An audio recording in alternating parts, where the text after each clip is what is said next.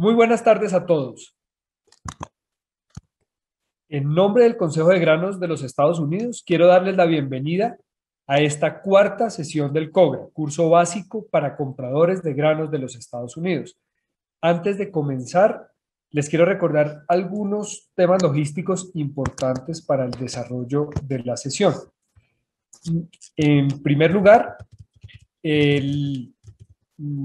es muy importante que tengan presente que podemos hacer las preguntas abiertamente, las podemos formular por la función del chat de Zoom o si no, pidiendo la palabra, podremos dirigirlas a los conferencistas. Ustedes recibirán memorias de las presentaciones de cada sesión en su correo electrónico como lo han venido haciendo en las últimas sesiones. Para cada sesión les seguiremos pidiendo el registro para que por favor se registren y les llegará un link al correo electrónico junto con algunas preguntas sobre la sesión anterior.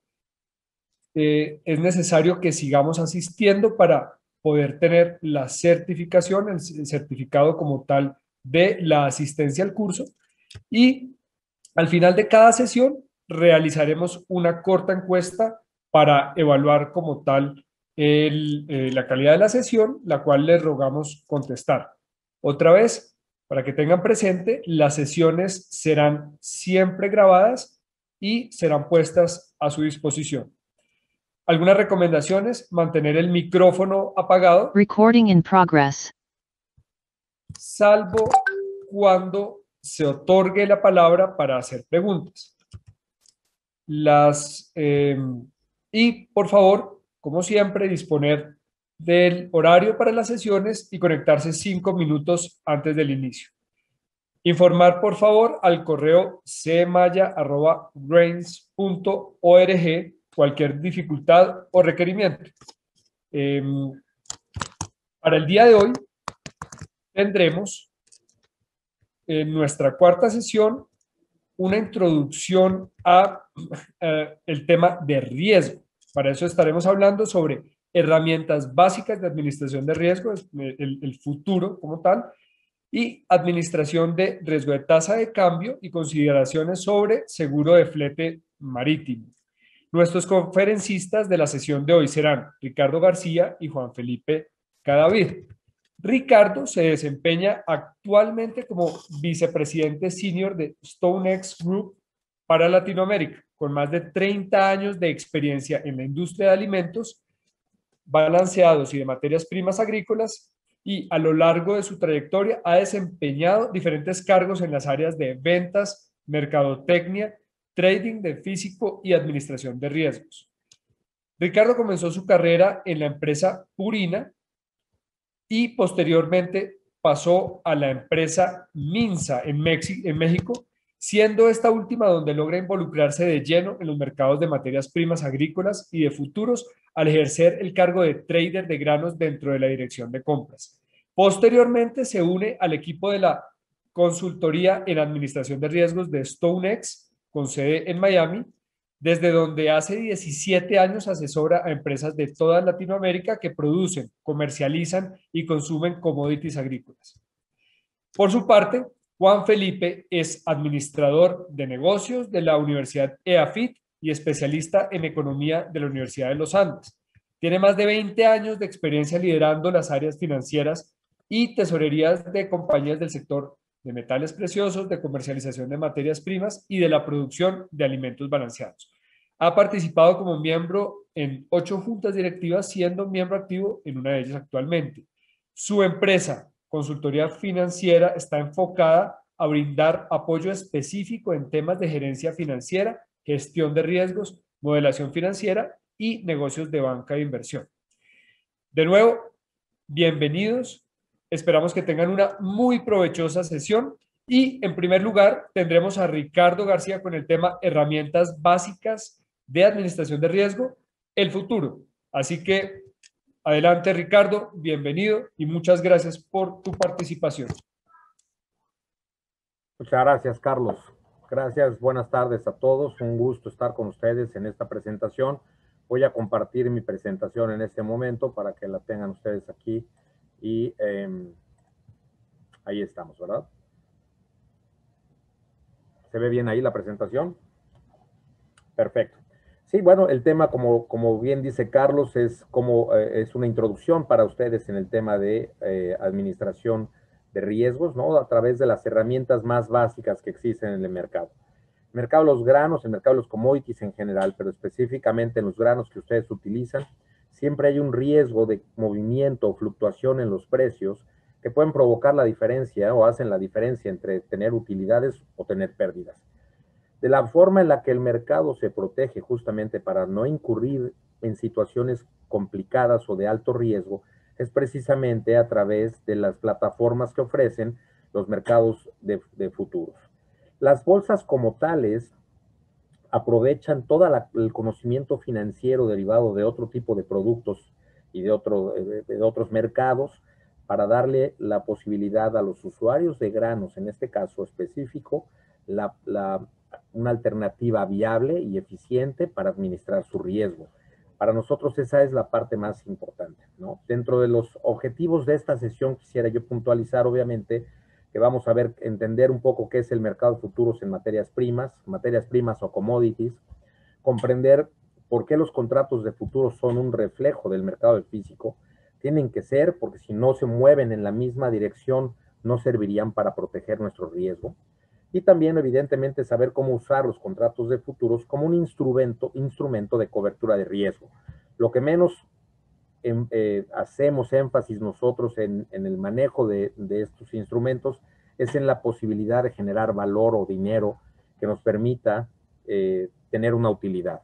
Sino aquí lo que hacemos o buscamos nosotros es cubrir de alguna manera el evento menos probable, tal como lo hacemos en la vida diaria, ¿no? Si nosotros compramos un seguro de vida, no vamos a salir, como les digo, con los ojos vendados a cruzar la avenida que nos lleve un autobús. No, lo que nosotros cuidamos siempre y estamos comprando el seguro de vida para proteger el evento menos probable y de esa manera es como nosotros hacemos la vida diaria. Entonces, de la misma forma, nosotros lo que vamos a analizar ahora es cómo es que el mercado de futuros se desarrolla o cómo fue que comenzó este cada vez más eficiente manejo del riesgo. Muy al principio, los contratos de comercialización de materias primas se hacían con base en el mercado spot o cash o el mercado de contado. No había instrumentos financieros, llegaba la cosecha, los productores llegaban con su grano a algún lugar, llegaban compradores al mismo tiempo y buscaban obviamente hacer una operación comercial bipartita en donde decían, bueno, te compro tanto volumen, el precio que está corriendo en el mercado en este momento es tal y sobre eso pagaban. Entonces era algo muy sencillo en ese tiempo. Sin embargo, con el paso también del tiempo y la iniciativa de los operadores de este mercado, lo que dijeron es, bueno, ¿qué pasa si en lugar de que me vendas todo lo que voy a consumir para los próximos 6 meses, me vendes lo que consumo en un mes, pero me guardas y me almacenas el resto de los otros 5 meses y me los vas vendiendo mes a mes? Y entonces el vendedor decía, puedo hacerlo, pero el precio no va a ser el mismo porque yo tengo que pagar el almacenaje, tengo que cuidar ese grano con fumigaciones y demás. Y además tengo que pagar un interés por el dinero que me está financiando ese grano. Y entonces, a partir del precio spot, lo que hacían es, bueno, a un mes, a 2 meses, a 3 y a 6 meses, ¿cuánto debe de valer agregando esos costos o el costo financiero y el almacenaje a ese grano? De esa manera, entonces, comenzaron a hacer contratos forward en donde decían, ok, no necesito todo en el mercado spot o cash, solo te compro lo que es mi consumo de un mes y voy a comenzar a fijar precio y compra a través de un contrato forward, que es un contrato de físico en una fecha futura, la cantidad, el tipo de grano, el precio, y con eso yo ya me aseguro de que tú me entregas cada mes, de acuerdo a mis necesidades. Sin embargo, el gran problema que se viene con esto es que el mercado seguía fluctuando y cuando el precio iba hacia arriba, entonces el vendedor incumplía su contrato de venta, o cuando el precio iba hacia abajo, el consumidor decía, yo puedo conseguir el grano más barato ahora, entonces voy a comprarlo más barato y no voy a cumplir mi contrato de compra. De esa manera el mercado se desequilibraba y entonces había siempre reclamos y demandas y todo lo que ustedes quieran y se crea entonces el mercado de futuros. Este mercado de futuros es básicamente un reflejo del forward. El contrato forward o entrega futuro es una transacción privada de compraventa de físico con un proveedor y cliente localmente. Es dos partes que están operando una compra y una venta están arreglando todo lo que lleva ese contrato y están definiendo. En la que entonces el comprador y el vendedor acuerdan qué producto es, la cantidad que van a comprar y vender, la calidad y la fecha de entrega. Obviamente el precio es muy importante porque si no, no tendría un valor de referencia, no, sería muy fácil no cumplir. Estos contratos, como no son estandarizados, cada contrato era negociado de manera independiente. O sea, tendría que hacerse cuántos contratos quieren ustedes cuando llegaban o acudían a un mismo lugar, compradores y vendedores. Una cantidad impresionante y cada contrato tenía una particularidad diferente. No eran iguales. De tal manera que si a alguien le incumplían, yo no podía llegar con ese contrato a tratar de vendérselo a un tercero porque a lo mejor no era la cantidad, no era la calidad, no era el lugar donde yo lo necesitaba, ni el precio. Y entonces esos contratos no tenían lo que hoy se conoce como bursatilidad, no eran fácilmente comercializables entre unos y otros. Aquí es entonces donde el contrato de futuros se crea como una obligación adquirida de entregar o recibir un commodity, una materia prima, estandarizada, al precio pactada y que solo puede ser negociado dentro de una bolsa. Se crea el contrato de futuros dentro de una institución sólida que hacía valer ese reglamento para que no hubiera nadie que incumpliera. Se le nombra contrato de futuros con la idea de que tuviera una personalidad fuerte, legal, en contra del que pudiera incumplirla. Solamente se podían operar en bolsa. Y de tal manera, utilizando la definición de lo que es un commodity, que es cualquier producto, servicio, instrumento financiero o moneda, estandarizado en especificaciones y calidades y que es susceptible de ser comercializado, ya sea comprado o vendido en una institución. El único punto de diferenciación que debe llevar entonces es el precio y ya todos sus atributos son iguales. Si los forwards, cuando se crearon, todos fueran iguales por la misma cantidad, el mismo tipo de producto, la misma calidad y el mismo lugar de entrega, hubiera sido muy fácil decir, me incumplieron, ¿quién quiere un contrato que tengo yo aquí de compra? Y se hubiera podido bursatilizar o se hubiera podido comercializar, que es lo que sucede hoy en el mercado de futuros.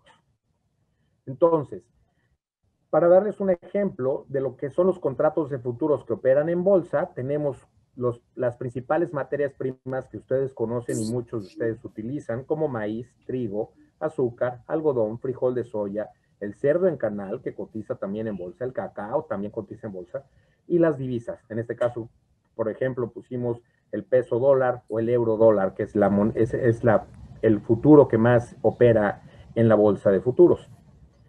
Por otro lado, los que no pueden operar en bolsa son la carne, pollo, el sorgo, el trigo duro, maíz blanco. Todos estos productos es más difícil que operen en bolsa, principalmente porque no hay tanto volumen como para que realmente se pueda crear un mercado que tenga la liquidez o el volumen de compradores y vendedores que hagan que sea un mercado atractivo y que permita que las variaciones de precios sean cada vez más pequeñas. Entonces, estos productos que muestro a ustedes en la pantalla del lado izquierdo son los que operan en bolsa hoy y que la mayoría de ellos tienen relación con la operación de ustedes. El contrato de futuros como tal, entonces, es un contrato de compraventa estandarizado en cantidad, en calidad, en tiempo de entrega. Y esto es lo más importante, son 3 atributos básicos que permiten que todo mundo opere el mismo tipo de contratos. Representa un producto que se conoce como el subyacente, el commodity o la materia prima, con ciertas características específicas y que solo puede ser negociado dentro de la bolsa. El mercado de futuros o la bolsa como tal es un lugar donde compradores y vendedores se reúnen para intercambiar información, descubrir el precio, especular, quienes necesitan especular, pero también para gente como ustedes o empresas como las que ustedes manejan, que requieren transferir el riesgo. Darle el riesgo a un tercero y no quedarse con el riesgo ustedes y permitir que su operación opere de una manera mucho más estable. La bolsa entonces es un lugar donde se operan los contratos de futuros bajo los estándares y reglas de la misma bolsa. La única forma de operar contratos de futuros es a través de un miembro de bolsa. No cualquiera puede llegar a la bolsa y decir, yo quiero entrar al piso de remates y operar un contrato de maíz. Eso no es posible porque para tener derecho a entrar a la bolsa y participar dentro de ella, necesita uno tener la membresía de la bolsa. Uno como persona física puede tener una membresía en bolsa, pero también las empresas tienen su membresía. StoneX, en nuestro caso, tenemos nosotros una membresía en las principales bolsas de futuros del mundo y nosotros llegamos a la bolsa y operamos los contratos de nuestros clientes que requieren cubrir su riesgo con personal propio. De esa manera es como opera la bolsa. Esto le da mucho más seriedad y formalidad a toda la operación que existe en la bolsa de futuros. Porque los futuros, al ser miembros de la bolsa, los corredores de bolsa o las corredurías, somos miembros de la bolsa, estamos supervisados por la Comisión de Futuros o de Comercializadores de Futuros, que es, somos un Futures Commission Merchant, lo que se conoce como un operador de bolsa o una casa de corretaje, en nuestro caso StoneX, que llevamos las operaciones de nuestros clientes a través de las operaciones que requieren hacer y también a través de algunos comisionistas que ligados a nosotros pueden operar en la bolsa. Pero no hay otra forma de entrar a ella si no hacen el vehículo de entrada, digamos, o de acceso a la bolsa es a través de casas de corretaje. Lo más importante para ustedes como consumidores de grano principalmente es que las bolsas no compran ni venden los productos para ellas mismas. Las bolsas solamente son el instrumento o el espacio que permite dentro de su regulación que los operadores, los consumidores y los especuladores participen de manera conjunta en el descubrimiento del precio. Las bolsas aplican y hacen efectivos los estándares y las reglas a razón de promover prácticas uniformes de comercialización entre compradores y vendedores para que la operación sea eficiente y sea legal. Las bolsas no fijan el precio tampoco. El precio se descubre segundo a segundo en una libre interacción entre todos los participantes en lo que se conoce como una subasta pública. Si alguno de ustedes tiene alguna idea, una imagen de cómo operan las bolsas, es una cantidad de gente impresionante que todos están gritando al mismo tiempo. Obviamente esto es gente que se ha entrenado en ese sistema y que de alguna manera saben cuál es el precio. Están escuchando qué es lo que está pasando alrededor del mundo y con base a ello deciden si compran o venden un producto o esa materia prima, y esa fuerza entre compradores y vendedores permite que los precios no sean tan amplios entre compra y venta, sino que se vayan ajustando lo que nosotros conocemos como un mercado líquido, ¿verdad? De esa manera, entonces, en este diagrama o en este esquema del lado derecho, lo que ven ustedes es que la bolsa es el punto central y en ese punto central participan compradores, especuladores, compradores, vendedores, todo mundo está participando al mismo tiempo en un mercado que ofrece igualmente oportunidades a especuladores que pretenden ganar dinero, pero que no necesariamente deben de ser todos, voy a comprar barato para vender caro. Muchos de ellos dicen, voy a vender hoy caro porque mañana va a bajar. Esta operación que se hace en bolsa no tiene un orden de compra o de venta. Nosotros estamos acostumbrados a que no podemos vender algo que no tenemos comprado. En la bolsa de futuros podemos vender algo primero que no tenemos y posteriormente procedemos a comprarlo. Es muy interesante porque justamente esta interacción entre todos estos participantes del mercado hace interesante y hace líquida la operación y se bursatilizaron estos contratos para permitir que cualquiera pueda operarlos. Al eliminar entonces las variables a través de la estandarización, enfoca al mercado a orientarse exclusivamente en el precio, como lo mencionaba hace un momento, y cada contrato de futuros entonces debe servir para dos propósitos económicos: descubrir el precio, que es lo más importante, y también para cubrir el precio, ¿no? De esa manera nosotros lo que logramos hacer es que el mercado comience a trabajar de una manera ordenada y que permita que ustedes y que los comercializadores o que los productores puedan obtener el precio o el beneficio de precio que quieren sin que sea costilla del otro. Pongámonos en referencia, como a manera de ejemplo, el productor que produce maíz, ¿cuál es el objetivo de él? Vender al precio más caro posible. Mientras que un consumidor como ustedes, ¿cuál es su objetivo? Comprar el maíz o el materia prima que sea al precio más bajo posible. Siendo estos dos objetivos tan opuestos o tan diferentes, lo que obliga entonces es a crear una figura intermedia, que es un comercializador, que se va a encargar siempre de comprar y de vender. Eso ocurre en todos lados.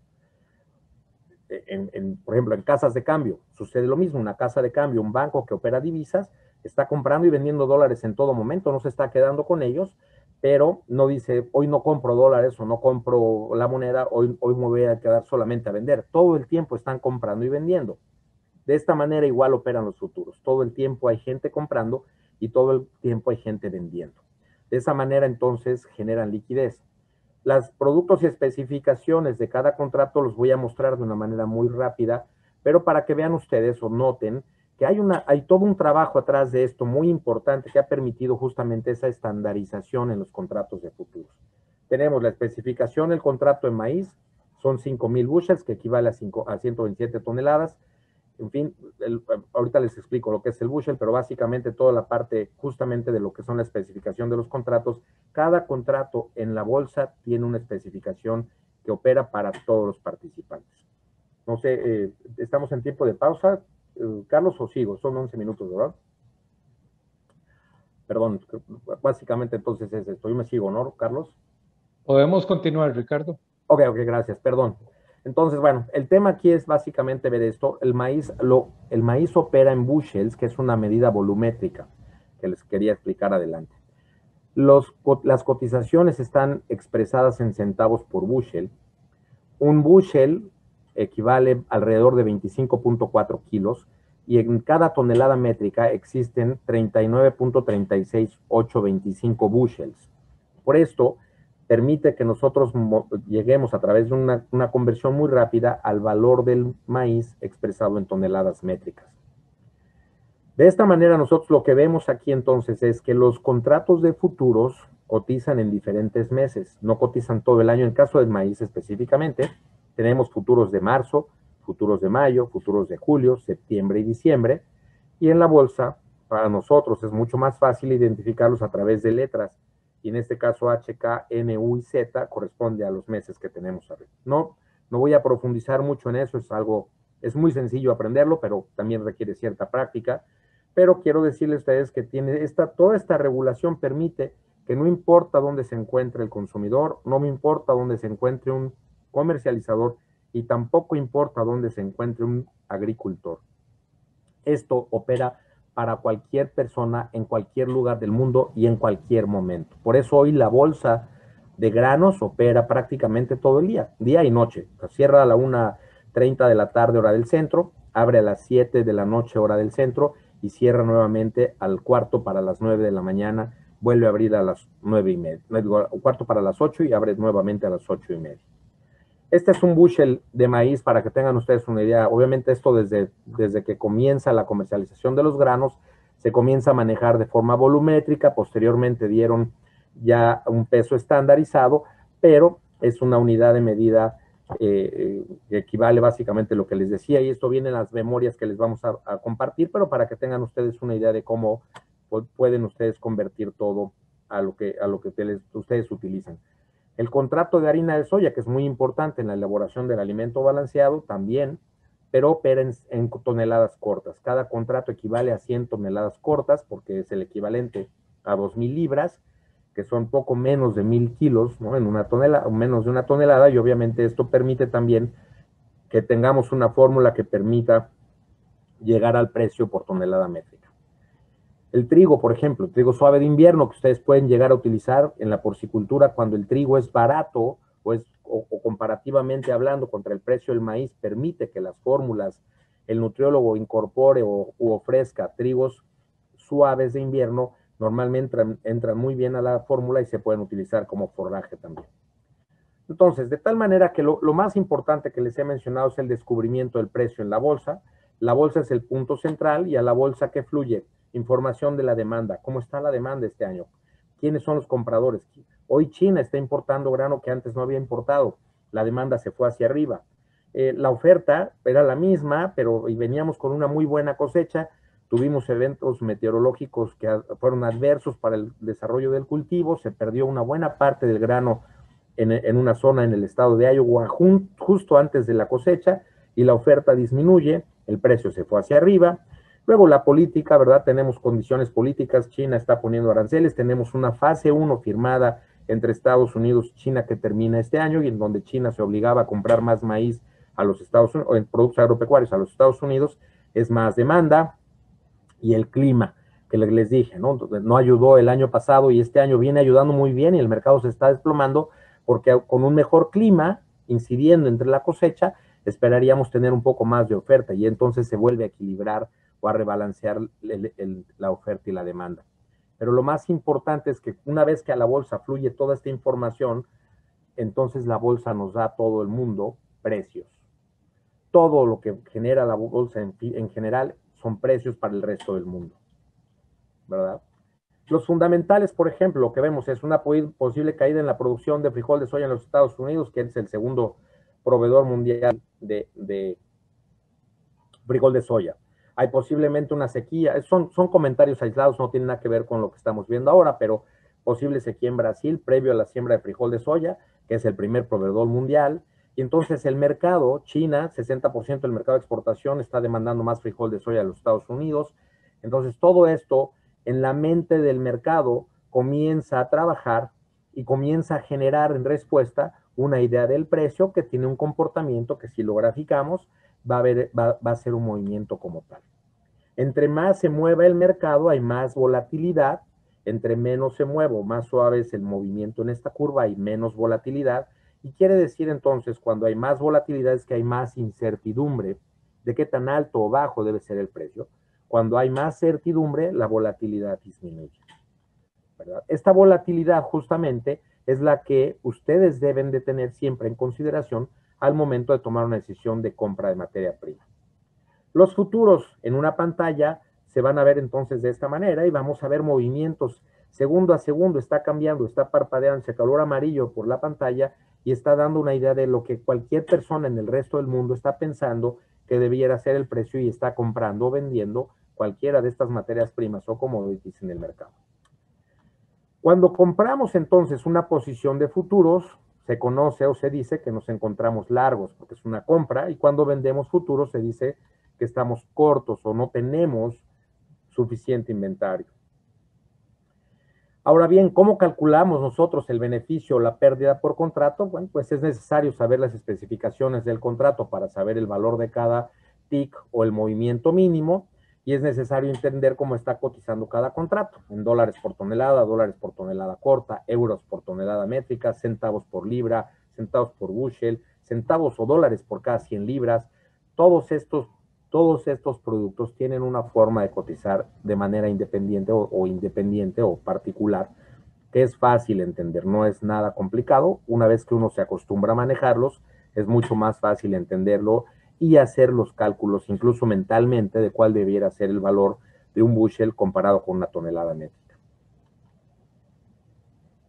Si hacemos un ejemplo en el cómo calcular el beneficio o la pérdida en un contrato y hablamos de la harina de soya, por ejemplo, que tiene 100 toneladas cortas y que cotiza en dólares por tonelada corta, cada movimiento o tick es mínimo 10 centavos de dólar. El cliente, por ejemplo, un cliente nuestro compra 3 contratos de harina en 310, el mercado sube y cierra en 315.40, tiene 3 contratos de futuro de harina de soya y ello le representa un beneficio de 5.40 por tonelada corta o 5.40 por 100 toneladas que tiene cada contrato, son 540 dólares, por 3 contratos son 1.620. Muy sencillo. El mercado tuvo un alza entre el precio que se compró y el precio de cierre, y en el estado de cuenta verá reflejada una utilidad no realizada hasta que no venda de 1.620 dólares. En este caso, por ejemplo, en el contrato del maíz, lo que tenemos es la situación inversa, ¿verdad? El cliente compra 10 contratos de maíz en 4.70, el mercado sube y cierra en 4.85.50, la utilidad es de 15.50 centavos por bushel, y esto equivale, cada contrato de maíz tiene 5,000 bushels, equivale entonces a 775 dólares por contrato, por los 10 contratos que compró son 7.550. ¿Qué pasaría si la operación fuera similar, pero que el mercado en lugar de generar una utilidad le diera una pérdida? Esta utilidad sirve, en este caso, si nosotros tendríamos que comprar maíz y sustituimos la operación de compra de maíz físico con un contrato con compra de 10 contratos de maíz, estamos nosotros sustituyendo una operación de físico a través de la bolsa, y eso nos permite transferir el riesgo a un tercero.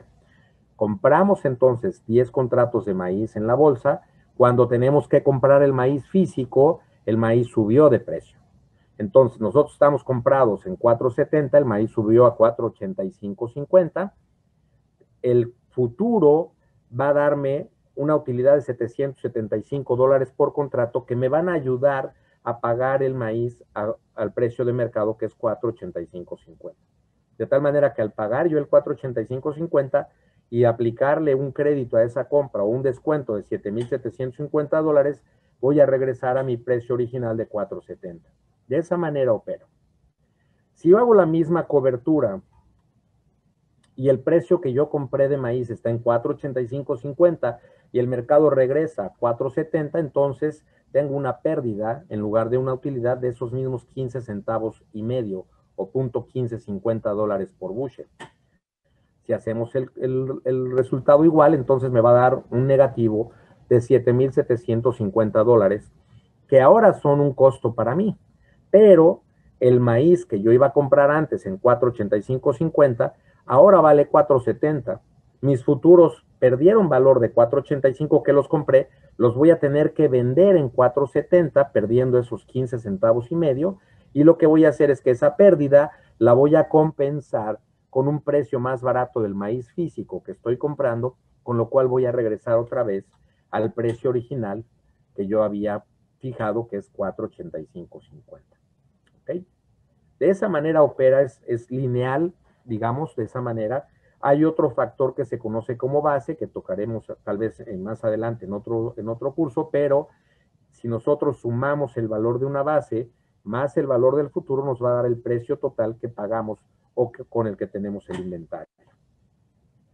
Para abrir una posición en el mercado de futuros, no tenemos más que comprar o vender futuros. Si quieres, creo que está por terminar mi tiempo y yo creo que podríamos dar un espacio para preguntas y respuestas ahorita, justamente antes de comenzar a tocar este tema, si prefieres, Carlos.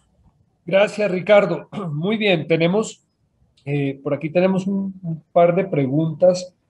Hay una primera pregunta y es sobre otros productos. Dice Ricardo, ¿existe contrato de futuros para maíz blanco o se negocia con el mismo de maíz amarillo? Y la pregunta sigue, asimismo, ¿hay contratos para coproductos como el gluten o los DDGS? Correcto. En la primera parte de la pregunta, no hay futuros de maíz blanco, no operan como tal, porque al final maíz es maíz, y lo que sí existe es un mercado de bases que se complementa con el mercado de futuros para lograr el precio completo de una tonelada métrica. Y entonces lo que sí vemos es que hay una base que es diferenciada entre el maíz blanco y maíz amarillo. ¿De acuerdo? Es un poco similar a lo que sucede con el sorgo. El sorgo como tal, que es un grano forrajero, no tiene un mercado de futuros, pero como se utiliza también como una fuente de energía para la elaboración de alimento balanceado, el sorgo y el maíz operan como con el contrato de maíz de la bolsa, y la manera en que se ajusta el precio local del producto es con la base. Hoy, si ven ustedes con las importaciones de China que han sido muy fuertes, en el caso del sorgo, China está comprando mucho sorgo de los Estados Unidos, y entonces las bases de sorgo son más altas que las del maíz. Y si le sumamos el futuro a los dos, el mismo futuro, el sorgo queda más caro que el maíz ahora. Entonces, tienen comportamientos diferentes de acuerdo a las necesidades locales. El otro punto es, dentro de los subproductos, el gluten desafortunadamente no se cubre con futuros de gluten. El DDGS se llegó a establecer un contrato que no tuvo la suficiente liquidez, y el mercado sigue cubriendo de alguna manera el gluten, el DDG, perdón, o DDGS con el contrato de maíz y contratos de harina de soya, pero es una cobertura imperfecta. O sea, en realidad no. ¿Qué otro producto me dijiste? Hay otro producto ahí que me comentaste que sí, aparte de estos dos. No recuerdo. Pero bueno. No, eran el gluten y el DDGS. Sí, básicamente, no. Ninguno de los dos cotizan en bolsa. El sorgo se cubre con el maíz. ¿Tiene otra pregunta? Alejandro, ¿tú tienes preguntas en tu chat? Sí, por aquí me llegaron dos, Ricardo, que se asemejan una con otra. dice, después de oír parte de su presentación y otras que hemos tenido en este curso de Cogra, ¿cuál es su recomendación para alguien que está empezando a entender todos estos temas? ¿Cómo arrancar? Y la otra que también se relaciona dice, ¿qué tipos de servicios brinda su compañía a consumidores como nosotros? Con mucho gusto. Bueno, en el primer punto es estudiar un poco el mercado de futuros. Afortunadamente hay no solamente cursos o libros, sino también seminarios o talleres. Nosotros como empresa proporcionamos estos talleres 2 veces al año, en donde comenzamos desde el punto más básico. Hoy me brinqué toda esa parte de antecedentes, de cómo llegar de un forward a un futuro, pero evidentemente tomamos una buena parte del tiempo hacerlo. Este seminario dura 3 días, son 3 días completos, correcto, de miércoles a viernes, en donde hacemos todo tipo de presentaciones y de análisis y ejemplos y ejercicios sobre la administración de riesgos para que lo entiendan. La segunda parte, diría yo, una vez que uno toma un seminario de estos o un taller como este, lo más importante es poder abrir una cuenta, que no tiene costo abrir una cuenta, y operar cuando menos un futuro. Un contrato, no necesitan más. Con eso van a aprender el manejo de esto. O sea, la realidad es que es algo muy sencillo, es algo que de primeras causa cierto temor a entrar a algo que no se conoce, pero nosotros llevamos de la mano y eso me lleva a la respuesta también de la segunda pregunta. Nosotros como empresa ofrecemos un servicio de consultoría en administración de riesgos que va ligada a la parte de corretaje. No solamente somos corredores de bolsa y estamos buscando la operación o un desempeño transaccional por nuestros clientes, sino que también hacemos mucho antes que eso. Lo que hacemos es educamos a nuestro cliente, les decimos que no hagan nada que no entiendan y además estamos siempre pensando cuál es el riesgo que tiene el cliente para dar las recomendaciones de cobertura que se adapten mejor a su perfil de riesgo. Entonces, dentro de los servicios, obviamente es la parte de administración de riesgos y tenemos la parte del corretaje de cobertura, ¿verdad? Gracias. Con gusto. Bueno, muy bien. Yo por aquí no tenemos... Tenemos, Carlos, en el chat la que nos preguntan fechas de los seminarios que StoneX va a llevar a cabo en el futuro cercano. Uh-huh. Bueno, hoy con el tema de la pandemia hemos modificado mucho las fechas. Estamos justamente regresando a las oficinas. Todavía no creo que estemos listos para hacer un seminario presencial, como lo hemos hecho prácticamente todo el tiempo. El año pasado hicimos 2 seminarios en línea y es muy probable que este próximo seminario lo hagamos en el mes de septiembre, agosto, septiembre. No tenemos la fecha definida. Va a ser va a ser un seminario virtual otra vez este año, pero el próximo año, en el año 2022, muy probablemente en el mes de abril o mayo, tengamos un seminario aquí en la ciudad de Miami y en el mes de septiembre tengamos el otro. Les hacemos llegar la información con mucho gusto. Gracias. Muchas gracias, Ricardo. Entonces, ¿podemos continuar con la presentación? Con gusto, claro. Adelante, muchas gracias.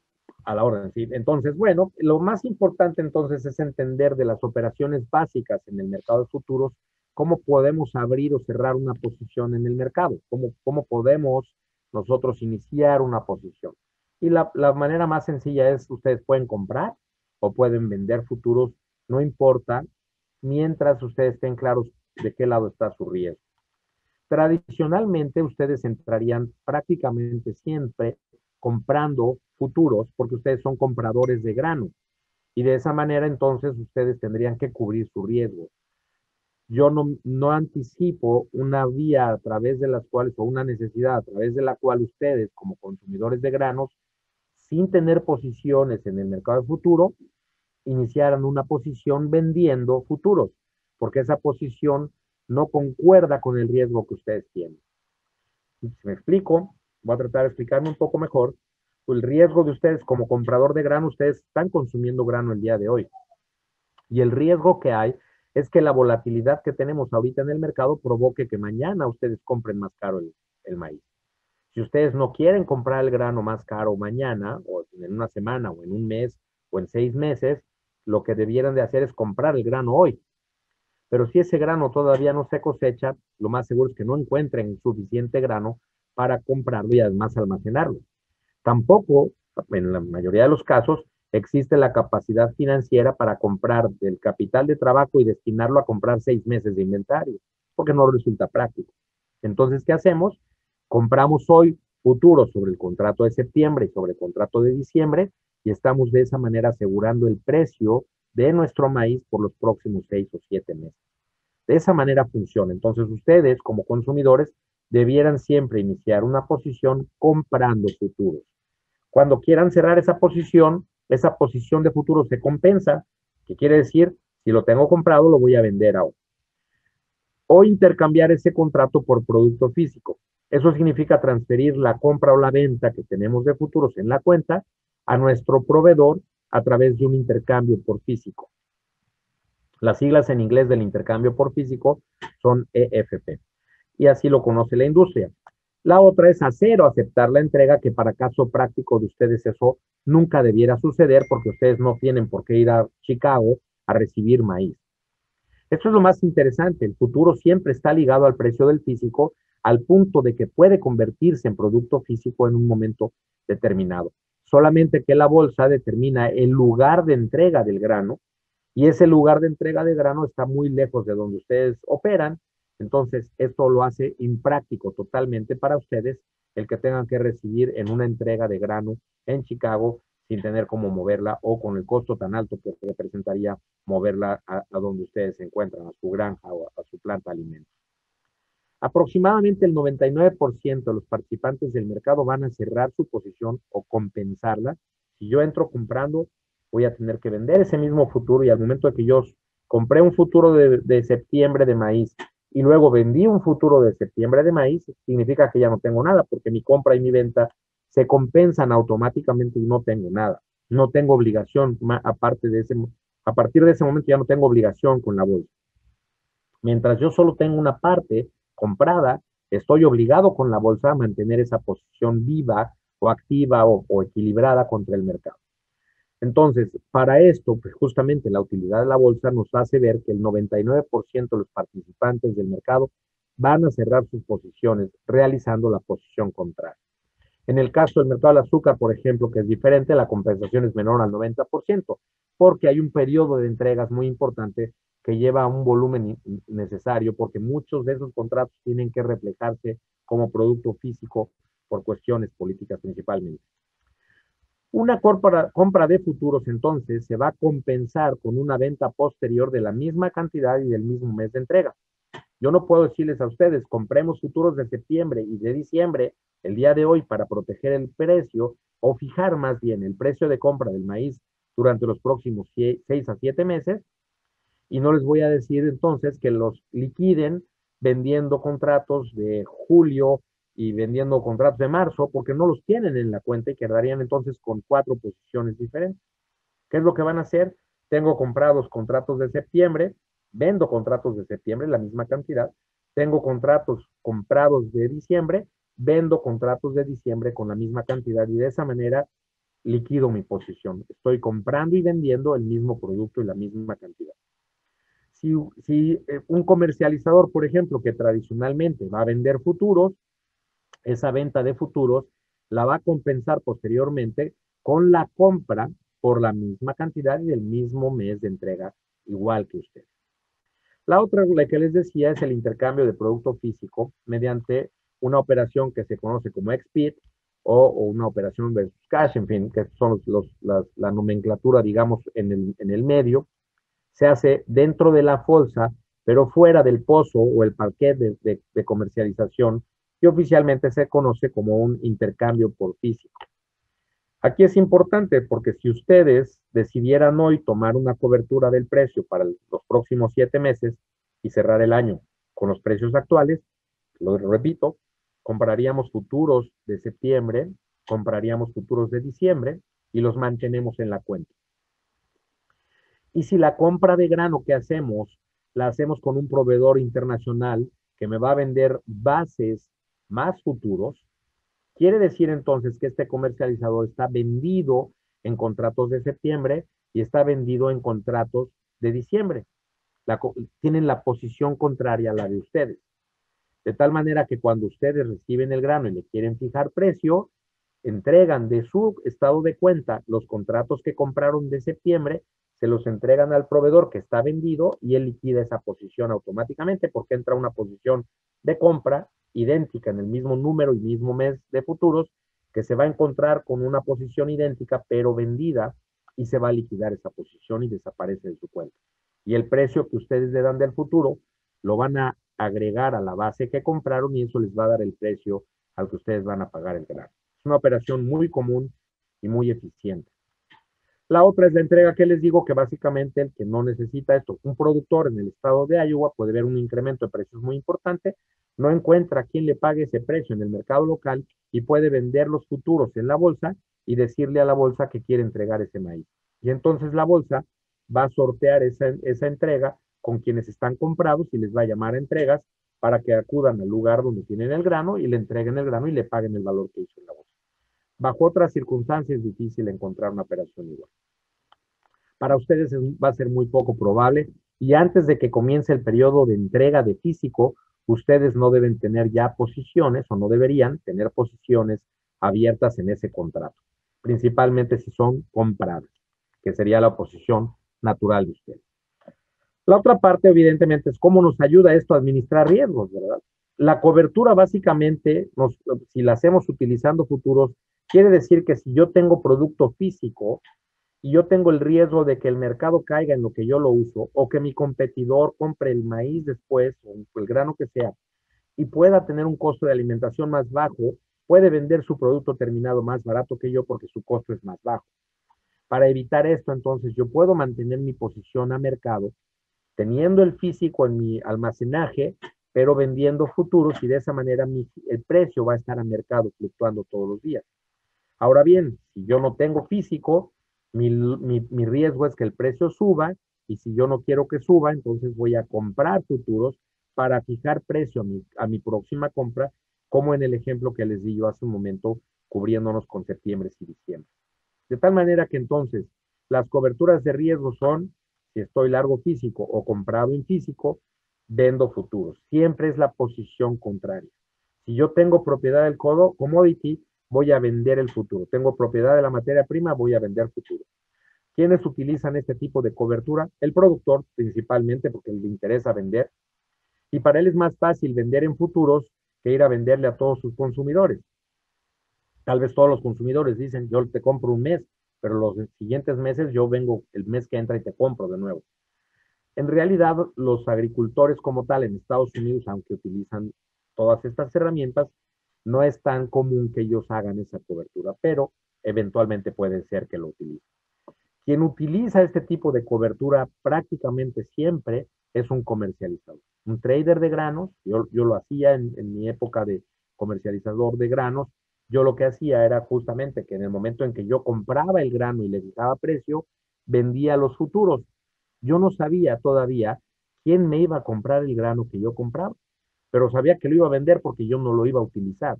Yo no tenía una planta procesadora para hacer alimento balanceado, yo tenía que vender el grano. Y para no esperarme a que yo encontrara un cliente que me comprara ese grano, porque la fluctuación de precios podía ir a mi favor, subiera el precio, o podía ir en contra, que bajara el precio, inmediatamente al momento en que yo fijaba precio a mi grano de compra, en ese momento yo vendía los futuros al mismo precio. De tal manera que yo tenía dos posiciones opuestas. Yo estaba comprado en físico y estaba vendido en futuros.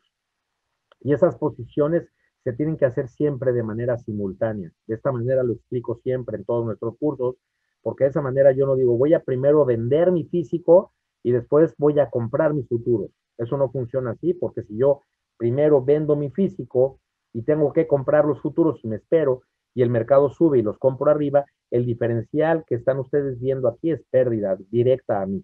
Entonces tengo que hacerlo de manera simultánea siempre, siempre, siempre, siempre. Algunos consumidores, bajo ocasiones específicas, tienen que tomar la decisión de vender el futuro porque no pueden estar consumiendo grano muy caro y tratan de cuando menos mantenerse a precio de mercado esperando una corrección a la baja. No es necesariamente especulación, porque estás comprando mercado, pero es una situación que puede eventualmente generar riesgo. Si hacemos una operación de cobertura, si nosotros estamos largos físico y estamos cortos en el futuro, ¿cuál será entonces el riesgo de mi inventario? Que yo compré un inventario físico, mi inventario está caro y que valga menos para la venta o que haya comprado un commodity, una materia prima cara. Si yo compro físico, vendo en el mercado de futuros, como les dije en el mismo momento, yo compro físico y vendo futuros. Si el precio cae, ¿qué es lo que va a suceder con mi físico? Mi físico va a valer menos por fuerza. Entonces voy a tener que vender mi commodity o mi grano más barato de lo que yo lo compré y voy a encerrar entonces una pérdida en mi producto físico.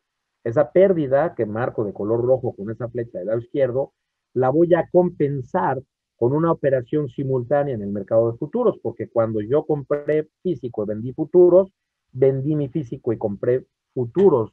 Y cuando compro mi futuro más barato de lo que vendí, entonces encierro una utilidad del lado derecho en la operación financiera con futuros que me va a resarcir o me va a cubrir la pérdida que realicé en el mercado de físico.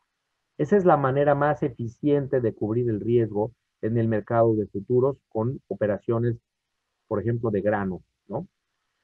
En la cobertura también, cuando nosotros no tenemos el producto físico, entonces, ¿qué hacemos? No tengo físico, compro futuros. De esa manera estoy yo equilibrado con el mercado.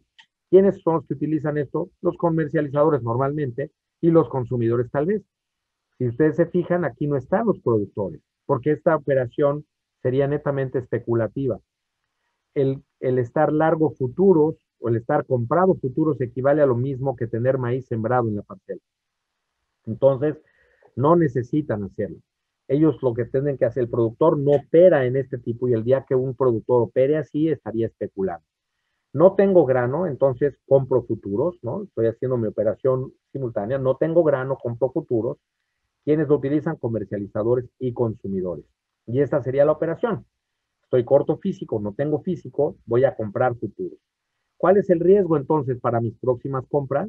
Pues que mi compra sea más cara. Como les dije hace un momento, si tuviera yo dinero para almacenar 6 meses de inventario de maíz, compraría el maíz ahorita y lo almaceno 6 meses.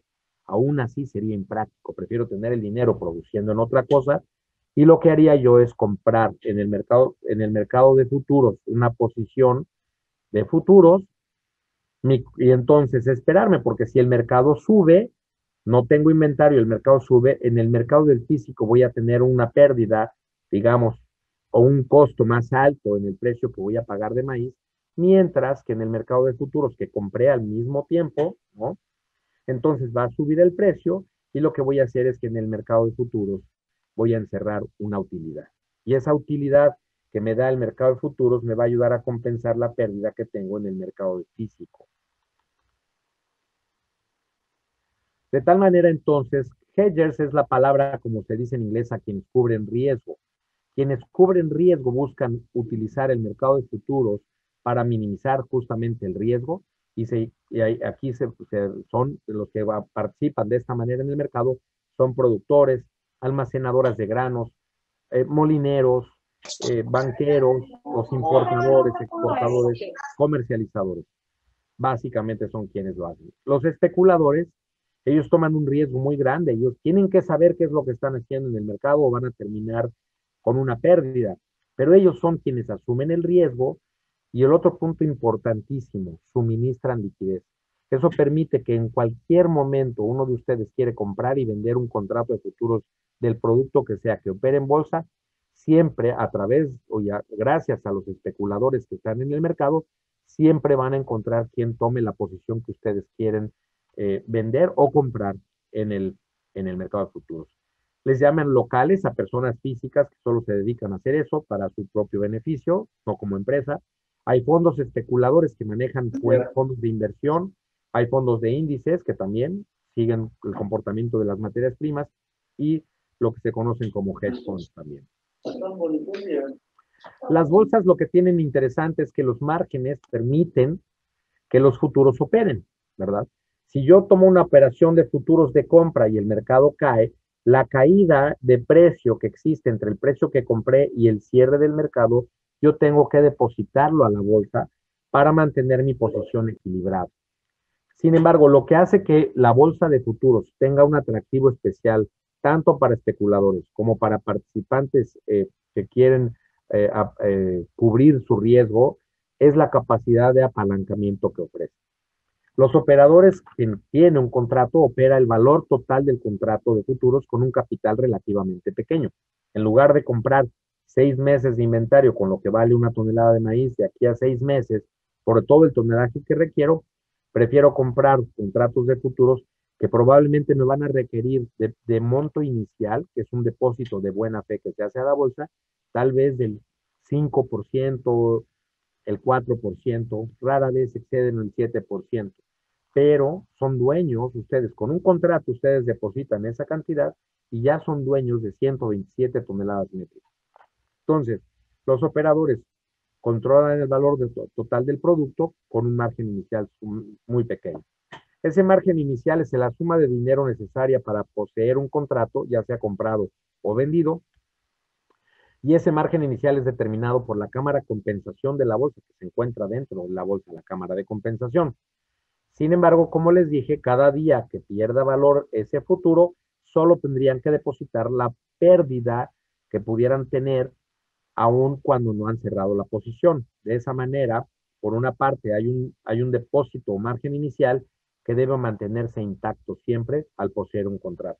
De tal manera que si ustedes depositan el margen inicial, el mercado cae 10 centavos, el margen inicial disminuyó 10 centavos, ustedes tendrían que depositar 10 centavos en su cuenta para regresar al margen inicial original que tenían. ¿Verdad? Cada contrato de futuros puede ser que estén un poco falta de actualización de algunos de estos con la volatilidad que hemos visto en estas semanas, han variado estos márgenes, pero es muy probable que vieran similares los márgenes. Cada contrato de maíz que equivale a 127 toneladas y que cada tonelada vale alrededor de $200, ¿verdad? Depositamos únicamente $850 por cada contrato. Es muy poco el valor que tiene. Si la tonelada valiera $200 y estamos diciendo que tiene 127 toneladas, estamos hablando de $25,400. Y estoy depositando 850, quiere decir que estoy depositando un 3.3% del valor total del contrato y ya soy dueño en el precio que voy a cubrir de 127 toneladas métricas. Eso es muy bueno. No necesito almacenarlas en mi bodega, no necesito comprarlas, no necesito destinar todo ese dinero para conservar ese valor, sino necesito nada más depositar mi margen inicial, comprar el contrato de futuros o el número de contratos de futuros que yo requiera, multiplicamos 850 por el número de contratos y mantener diariamente cualquier variación negativa que hubiera para que esos $850 estén intactos siempre. Suena un poco complicado, en realidad no lo es y como les decía yo, la gente o las comercializadoras principalmente en el mercado lo operan de manera muy, muy importante. Entonces, a manera general, ya para finalizar la presentación, es justamente lo que le quisiera decirles a ustedes, es mucho menos complicado de lo que suena. Los invito sin duda a que tomen cursos con nosotros, les vamos a hacer llegar las fechas justo antes de iniciar la presentación, hicimos ese comentario y a través de la relación que ustedes tienen con el US Grains y la nuestra de muchos años, les vamos a hacer llegar los detalles de nuestros seminarios y los costos, así como también la oferta de todos los servicios que proporcionamos nosotros como empresa. Les agradezco mucho su atención y nuevamente estoy listo para cualquier pregunta que hubiera por parte de ustedes. Gracias.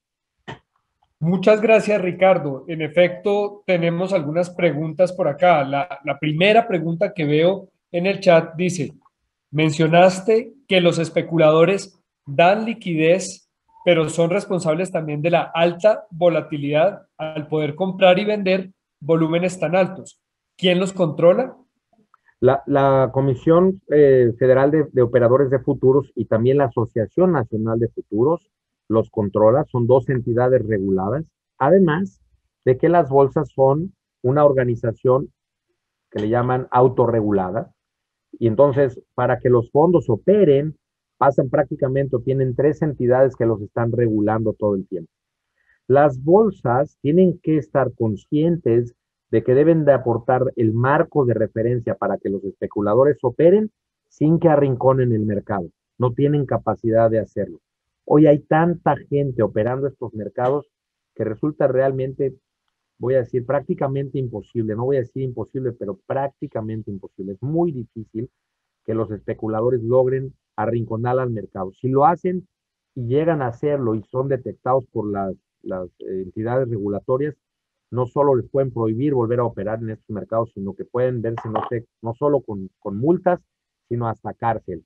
Y hoy vivimos un entorno altamente regulado, altamente regulado. Cualquier operación que hacemos que tiene cierto rasgo de ser una operación que está rayando, digamos, o cruzando esa línea entre lo regulado y lo no regulado, inmediatamente hay todo un sistema, no solo en empresas, sino en todos los que participamos en este mercado, que inmediatamente lo detectan, levantan una bandera roja, un foco rojo y frenan la operación. Es muy, muy, muy rápido hoy el tiempo de respuesta para evitar que eso suceda. Los especuladores sí aportan una gran liquidez, mucho liquidez. Y yo también hago mención a esto cuando me presento con productores. Hoy nos toca hablar de que los fondos tienen el precio muy alto porque han comprado muchos contratos. Hoy tienen más de 200,000 contratos comprados en maíz. Llegaron a estar arriba de 400,000. Casi llegamos a $8, recuerdan, ahora con el contrato de mayo. Bueno, de la misma forma, hoy ya han liquidado más de 200,000 contratos y ya estamos en un precio un poco más cómodo. Sin embargo, también hay ocasiones en que deciden vender el mercado y en lugar de estar comprados 400,000 contratos, han estado vendidos 300,000 contratos y han llevado al precio abajo. Esa fluctuación en los precios, yo les digo a todos los que operan conmigo, tengo muchos años viendo este mercado y siguiéndolo, eso es lo que crea oportunidades para todos los participantes del mercado. Porque cuando el precio está alto, los productores deben de aprovechar para vender esos niveles y cuando el precio está bajo, los consumidores deben de aprovechar para comprar en esos niveles o proteger sus futuras compras. Entonces, sí, están altamente regulados, vuelvo a la respuesta, dan muchísima liquidez y depende en qué nivel esté el precio para odiarlos o quererlos, como decimos, ¿no? No sé si hay otra pregunta, con mucho gusto. Gracias, Ricardo. De hecho, una pregunta que sigue por la misma línea y dice un participante, China prohibió a personas tener productos financieros ligados a las materias primas y a los bancos les ordenó desmontar las posiciones en derivados, futuros, etcétera, de materias primas por el incremento a los precios. ¿Cuál es la opinión del señor Ricardo sobre esto? Muy importante la pregunta, y eso es una noticia reciente, salió en la mañana, estaba yo leyendo ayer, también algo comentaron obviamente, pero hoy en el periódico viendo cuál era realmente lo que hay detrás de esto. Hay un dato muy importante. China ha estado comprando mucho maíz a los Estados Unidos, no solo porque necesite reponer sus niveles de inventario de seguridad, pero también porque ha estado haciendo de alguna manera un arbitraje. Los arbitrajes en el sector financiero operan cuando hay algo caro en un lado y hay algo, y lo mismo en otro lado está barato. Y entonces, ¿qué hacen los mercados? Venden el caro y compran el barato, tratando de que esa diferencia se cierre, y eso se conoce como arbitraje. Ese arbitraje permite que quien entiende la operación del mercado venda el caro y compre el barato al mismo tiempo, y la fuerza de venta va a hacer que el precio baje, la fuerza de compra va a hacer que el precio suba y equilibra los precios. China, no obstante, ha comprado una cantidad impresionante de maíz de los Estados Unidos, no ha sido capaz de lograr ese arbitraje de manera eficiente. Hoy el maíz que cotiza en la bolsa de futuros de China, el Dalian, que así se conoce la bolsa, el Dalian, es más caro el maíz en el Dalian o en China de lo que está en Estados Unidos. Hay una diferencia importante. Para que estuvieran equilibrados, debiera estar el precio del maíz en Estados Unidos arriba de $7. Entonces, ¿qué es lo que está sucediendo? Se han dado cuenta, como en todos lados cuando estas operaciones inician, que la regulación había permitido a que cualquier persona pudiera participar en estos mercados y hoy, que también están saliendo de una pandemia muy fuerte y están fortaleciendo su economía de manera importante, hay mucha liquidez en el mercado y gente que no tenía antes conocimiento de esto está invirtiendo por consejo o por asesoría de los bancos, de los corredores de bolsa y demás, que hoy no están tan regulados y de manera irresponsable los están llevando a comprar este tipo de productos provocando que esa volatilidad suba y que no refleje el valor real de los productos. Por eso es que el gobierno chino está prohibiendo ahora que ese grueso de la gente opere en estos instrumentos e impidiendo que los bancos promuevan el uso de instrumentos de compra de futuros precisamente para no tener un problema inflacionario, porque ese es un tema importante. El maíz está ligado directamente al consumo de productos para alimento, son parte del proceso, y esto ha generado un tema inflacionario en la alimentación, en los productos alimenticios, de manera importante. Buena pregunta, muy buena pregunta. Muchas gracias, Ricardo. Tengo una por aquí. ¿Tienes preguntas? Tengo una por aquí, que nos dice lo siguiente para Ricardo. Mencionaste que uno, para empezar, puede abrir una cuenta y operar con un futuro. Correcto. Si uno compra a un proveedor como un ADM, Bunge, Cargill, cualquiera de estos, ¿cómo relaciona la compra del futuro de esa cuenta con el maíz físico que le compró a ellos?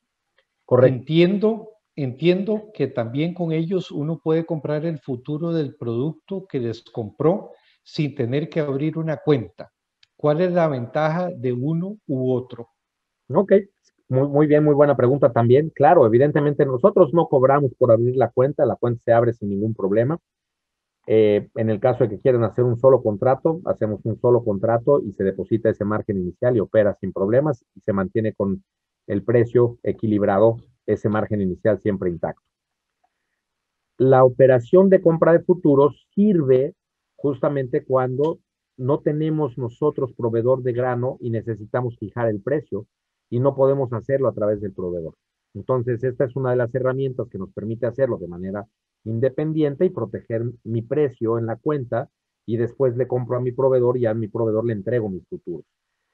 La operación no tiene ninguna diferencia o no debiera tener ninguna diferencia. Tengo clientes o tenemos clientes que prefieren fijar el precio con el proveedor, le hablan a ADM, a Bunge, a todos ellos, y a ellos mismos les compran el futuro, le dan la instrucción de compra del futuro a un precio determinado y con ese precio, entonces el que está vendido en futuros compra el futuro que ustedes les dicen y le arman el precio más la base. Entonces no tienen ningún problema tampoco, pueden hacerlo de esa manera y de esa manera también se ahorran, digamos, de alguna manera el costo transaccional. Pero hay quienes prefieren hacerlo en su cuenta por seguridad de conocer el precio real al que le van a entregar el futuro a su proveedor. De las dos formas puede manejarse. Nosotros no tenemos ningún inconveniente y de igual manera los vamos a asesorar en la medida que sea más económico y más eficiente para ustedes. Gracias, Ricardo. Tenemos otra pregunta por aquí en el chat que dice, ¿qué está pasando con los precios de flete ahora que han subido 3 veces, 3-fold, mecanismo de protección a futuro? Muy interesante. Hay manera de proteger los fletes. Hay un índice, el índice báltico puede cotizar. No cotiza en bolsa, pero no es tan líquido. Hay forma de hacerlo. Sin embargo, es un poco complicado, yo diría. Lo que sí es cierto es que ha habido una escasez de fletes, ha habido una disminución en el número de embarcaciones que están disponibles. Todo esto se desorganizó con la pandemia y todo lo que son equipos de carga seca se han complicado al mismo tiempo que China ha despertado la pandemia demandando una cantidad importante de granos en el mundo. Y así como está comprando frijol de soya de Estados Unidos y de Brasil y está comprando maíz en Estados Unidos, está movilizando todos estos productos hacia China y eso ha provocado un incremento importante en el valor del flete. No obstante, también el incremento que les dije yo a ustedes hace un momento en el costo del combustible. Entonces, todavía no vemos una solución de corto plazo.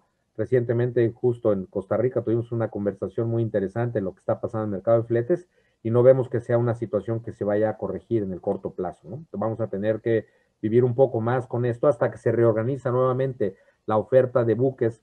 Hay mucha carga retrasada, hay mucho en back order, no solo en el mercado de contenedores, sino también en lo que les digo, en el mercado de carga seca, puede ser la materia prima para el acero, cobre, todos los metales base que está comprando China de manera importante, además de los granos.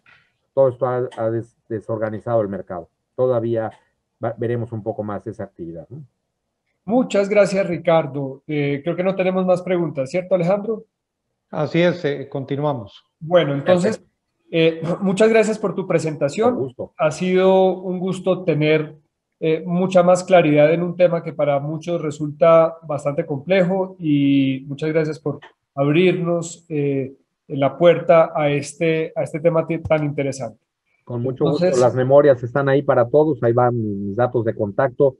Si quieren mandarme un email con toda confianza, aquí estamos para servirles a sus órdenes. Muchas gracias a ustedes por la invitación y a todos por su participación. Muy amables. Gracias. Yo sigo aquí de cualquier manera. continuamos entonces con Juan Felipe Cadavid. Bienvenido, Juan Felipe. Un gusto tenerte también en esta presentación, la cuarta sesión del curso COGRA, y bienvenido, adelante. Carlos, muchas gracias por la invitación. Buenas noches a todos. Voy a compartir mi presentación. ¿Me cuentan si la ven? Muy bien, ahí. ¿La estamos viendo? Perfecto. Bien, entonces vamos a hablar un poco de seguro de transporte marítimo o seguro de transporte.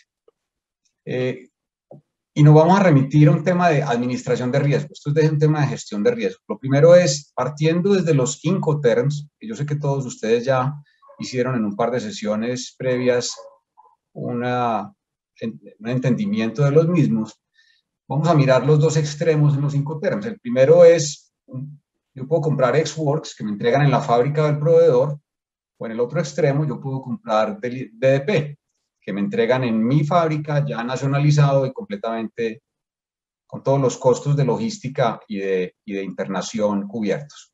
Disculpa, Juan Felipe, ¿puedes poner en pantalla completa tu presentación? En este momento estás con el archivo de PowerPoint.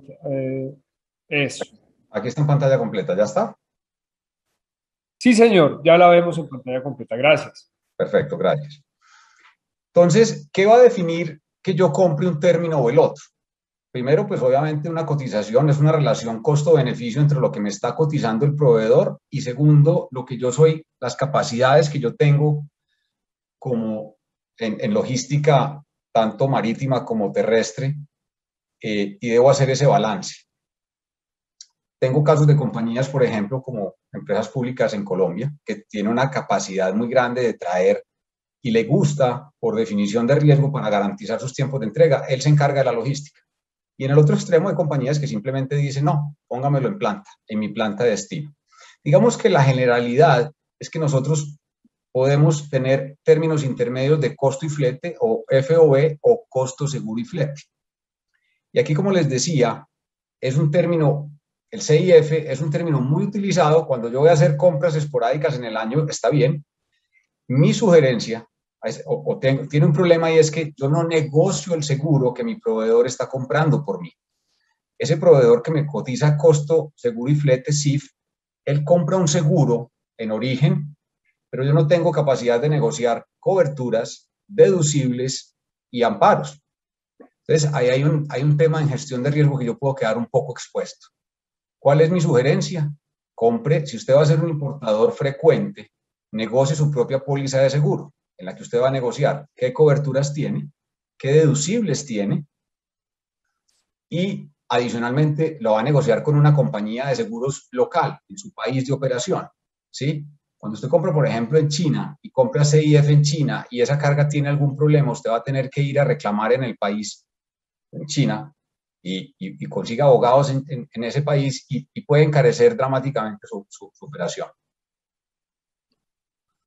¿Cuál es la finalidad del seguro de transporte? Pues cubrir las pérdidas o daños que sufran los bienes o mercancías que yo estoy transportando durante el transporte. Digamos que específicamente marítimo, pero también puedo tener unas coberturas en el inland cuando tengo un transporte terrestre desde la fábrica de origen al puerto, y a veces también algún almacenamiento en los puertos de destino. Normalmente me dan cobertura de 30 días en las bodegas de puertos de destino. ¿Qué factores afectan la carga? Tengo condiciones meteorológicas, daños producidos durante el cargo o el descargue, temas de naufragio, incendios, piratería, huelga o guerra, y otros eventos que afecten el medio de transporte o el barco. aquí es importante ver cuál es la distribución de los riesgos del transporte. Entonces, yo soy el generador de carga, yo voy a importar mercancías. Como les mencionaba, mi sugerencia es contrate un seguro de transporte de mercancías, pero adicionalmente contrate las personas idóneas en toda la cadena logística. El mejor transportista, tanto terrestre como marítimo, que yo puedo tener, porque lo peor que me puede pasar es que esa mercancía no llegue a tiempo a mi planta y yo tenga mi planta indisponible, ¿sí? El seguro de transporte de mercancías es para cubrir las contingencias que surjan durante el evento del transporte. Como lo mencionaba ahorita Ricardo haciendo el ejemplo del seguro de vida. Si yo tengo un seguro de vida, yo no voy a salir a la calle como un loco, ¿sí? O sea, yo tengo el seguro de vida cubriendo un evento catastrófico, pero yo sigo haciendo una adecuada gestión de mi riesgo y de mi comportamiento en la calle. Entonces, este generador que somos nosotros como importadores, contratamos un seguro de transporte con un seguro de transporte de mercancías con nuestra aseguradora en nuestras condiciones. Tenemos un transportador y tenemos una relación contractual como un contrato de transporte que debe especificar condiciones de entrega y tiempos de entrega, y probablemente ese transportador debe tener su propia aseguradora cubriendo su riesgo de responsabilidad civil en caso de un incumplimiento de parte de él hacia nosotros. Si hay un evento o un siniestro, nuestra aseguradora primero nos cubrirá a nosotros, pero adicionalmente se puede subrogar contra ese transportador y contra la aseguradora de ese transportador, ¿sí? Así funciona. Bien. ¿Qué tipos de cobertura, digamos, universales tenemos? Hay 3 tipos de pólizas, digamos que el instituto el ICC es un instituto universal de que regula las cláusulas y las condiciones del seguro de transporte. Hay, digamos, de 3 tipos: cláusulas A o todo riesgo, cláusulas B o riesgos nombrados y cláusulas C o riesgos restringidos. Mi sugerencia es contratar un seguro de todo riesgo que tiene una cobertura mucho más amplia y adicionalmente incluir los amparos de huelga y guerra. Vamos a ver entonces específicamente cuáles son las coberturas de un seguro de cláusula A, como les digo, el seguro de todo riesgo. El amparo básico cubre los riesgos de pérdida o daño material a los bienes que sean consecuencia de incendios, daños por la extinción de un incendio. Si hay un incendio en el barco y los tienen que apagar y la extinción del incendio pues daña mi mercancía o afecta a mi mercancía, también está cubierta. Un problema de carga o descargue accidental, un tema de algún accidente que sufre el medio de transporte del barco, y temas de avería gruesa que los vamos a ver un poquito más adelante, y es una de las coberturas más importantes que debemos tener en cuenta. Falta de entrega es cuando vamos a hacer un ejemplo de una importación que venga en bultos. Vamos a suponer que traemos 100 bultos y al momento de llegada llegan 90 bultos, ¿sí? Independiente entonces de si es hurto calificado o simplemente hurto simple y falta parte de mi mercancía. O si es una maquinaria y viene con algunos componentes incompletos. Cubre también saqueo y es parte de esos bultos, haciendo el mismo ejemplo de los 100 bultos, digamos que estén incompletos, ¿sí? Me sacaron alguna cantidad de esos bultos, ¿sí? Entonces también tengo cobertura de saqueo. Avería particular, y esto es un tema muy importante, vamos a hacer una claridad entre la que es avería gruesa y avería particular, y es cuando hay daños a los bienes asegurados que sean consecuencias de los amparos o las coberturas del amparo básico, se puede decir que es avería particular. Ahora, esta avería particular se produce en forma involuntaria. ¿Cómo así? Un barco que encalla, o hay una entrada de agua en alguna de las bodegas del barco, y es un evento involuntario. Tengo cobertura para ello. Cambia a avería gruesa. Esta es la definición, digamos, técnica de avería gruesa, pero lo importante de esto es que cuando hay un evento de avería gruesa, todas las partes interesadas, o sea, los dueños de la carga, vamos a suponer que en ese barco vienen 10 propietarios de carga, somos responsables a prorrata de los valores que traemos transportados. Avería gruesa, por ejemplo, es cuando un barco se encalla y en el afán de salvar el barco, el capitán decide, digamos, tirar por fuera al mar algunas de las cargas que vienen en el barco. O si ese barco está encallado y para reflotarlo hay que disponer de esa carga y vuelve y juega, digamos, eliminarla, tirarla al mar. El resto, todos los embarcadores o propietarios de carga son responsables a prorrata. Eso tiene que ver con los contratos de transporte marítimo. Entonces es muy importante que tengamos una buena aseguradora y una buena cobertura.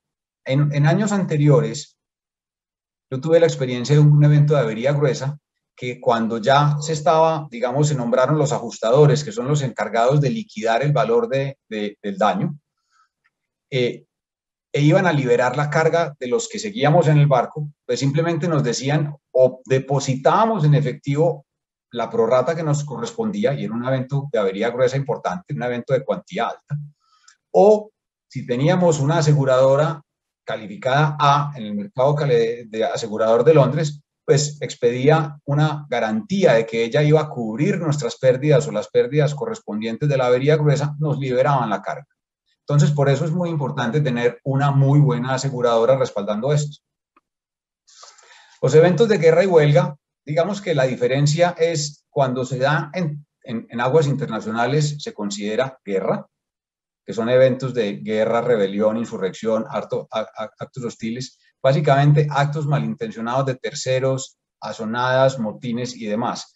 Se considera huelga cuando es en territorio nacional y guerra cuando es en territorio internacional.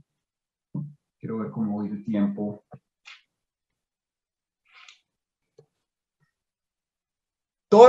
Ya vimos entonces cuáles son nuestras coberturas. Vamos ahora entonces a mirar cuáles son las exclusiones, digamos, genéricas, que yo igual también puedo negociar con las aseguradoras. Entonces, toma de muestras de autoridad, decomiso, embargo, cuando hay un decomiso de la mercancía, eso no está cubierto. Todos los temas de aprehensión por actos de autoridad. Actos de autoridad, bien sea o por una infracción de leyes de contrabando, o porque, por ejemplo, hay un incendio en el barco y llegan los bomberos a extinguir el incendio, se considera un acto de autoridad. Temas de vicio propio, mermas, excepto cuando es cargas a granel, y aquí es importante mencionar que las cargas a granel tienen, o los seguros de cargas a granel tienen unas particularidades importantes. En el caso de ustedes que van a ser importadores de granos, cuando empiecen a hacerlo, hay que negociar también dentro de las especificaciones de la póliza cuáles son las mermas mínimas que yo voy a asumir y cuáles son las mermas a partir de la cual la aseguradora me va, digamos, a compensar. Evaporaciones, filtraciones que no se originen en rotura de daño del empaque tampoco están cubiertas, o un error si el embarcador, si el proveedor, perdón, tiene una falla en el empaque, ya no está cubierta entonces por el seguro de mercancía, sino que es por la relación contractual que yo tengo con ese proveedor, porque no tuvo una adecuada protección del material de empaque en la que embaló mi mercancía. Temas de radioactividad o radiación nuclear no está cubierta, y plagas. Demoras o pérdidas de mercado tampoco, y es que simplemente es ese medio de transporte por alguna circunstancia, digamos que se demoró en su tránsito, y mi planta no estuvo indisponible porque no me llegó a tiempo el suministro, y yo tuve una pérdida, digamos, de competitividad en el mercado. Eso no está cubierto en el seguro de transporte. Esas son las exclusiones, digamos, genéricas del seguro cláusula, de todas las cláusulas, básicamente. Debo mencionarles también, animales vivos es otro, digamos, bien asegurable, pero que tiene unas condiciones particulares y unas especificaciones muy claras para en el evento de ustedes que vayan a importar, por ejemplo, genética porcina, ¿sí? Y normalmente se hace vía aérea, tiene unas condiciones muy particulares. Podemos aquí hacer las preguntas que tengan hasta este instante del seguro de transporte. Muchas gracias, Juan Felipe. Efectivamente, tenemos por aquí una pregunta en el chat, dice, en el personal me lo enviaron, dice, ¿toda carga de importación obligatoriamente debe venir respaldada con un seguro marítimo o cada país tiene una política diferente en este sentido?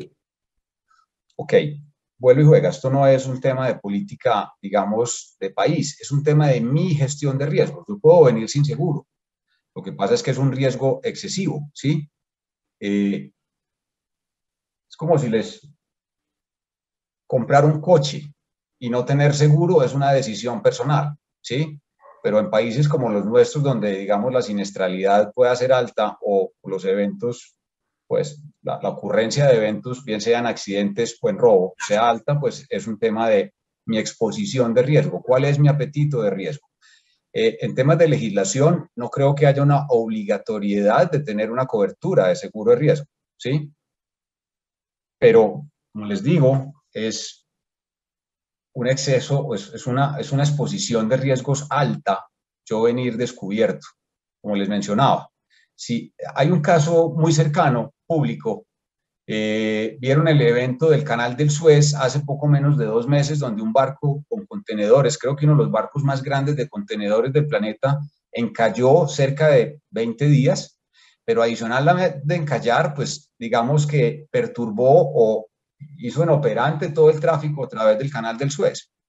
Ese va a ser un caso de estudio importante, porque ahí todos los dueños de la carga van a ser responsables de los perjuicios generados por esa encallada, ¿sí?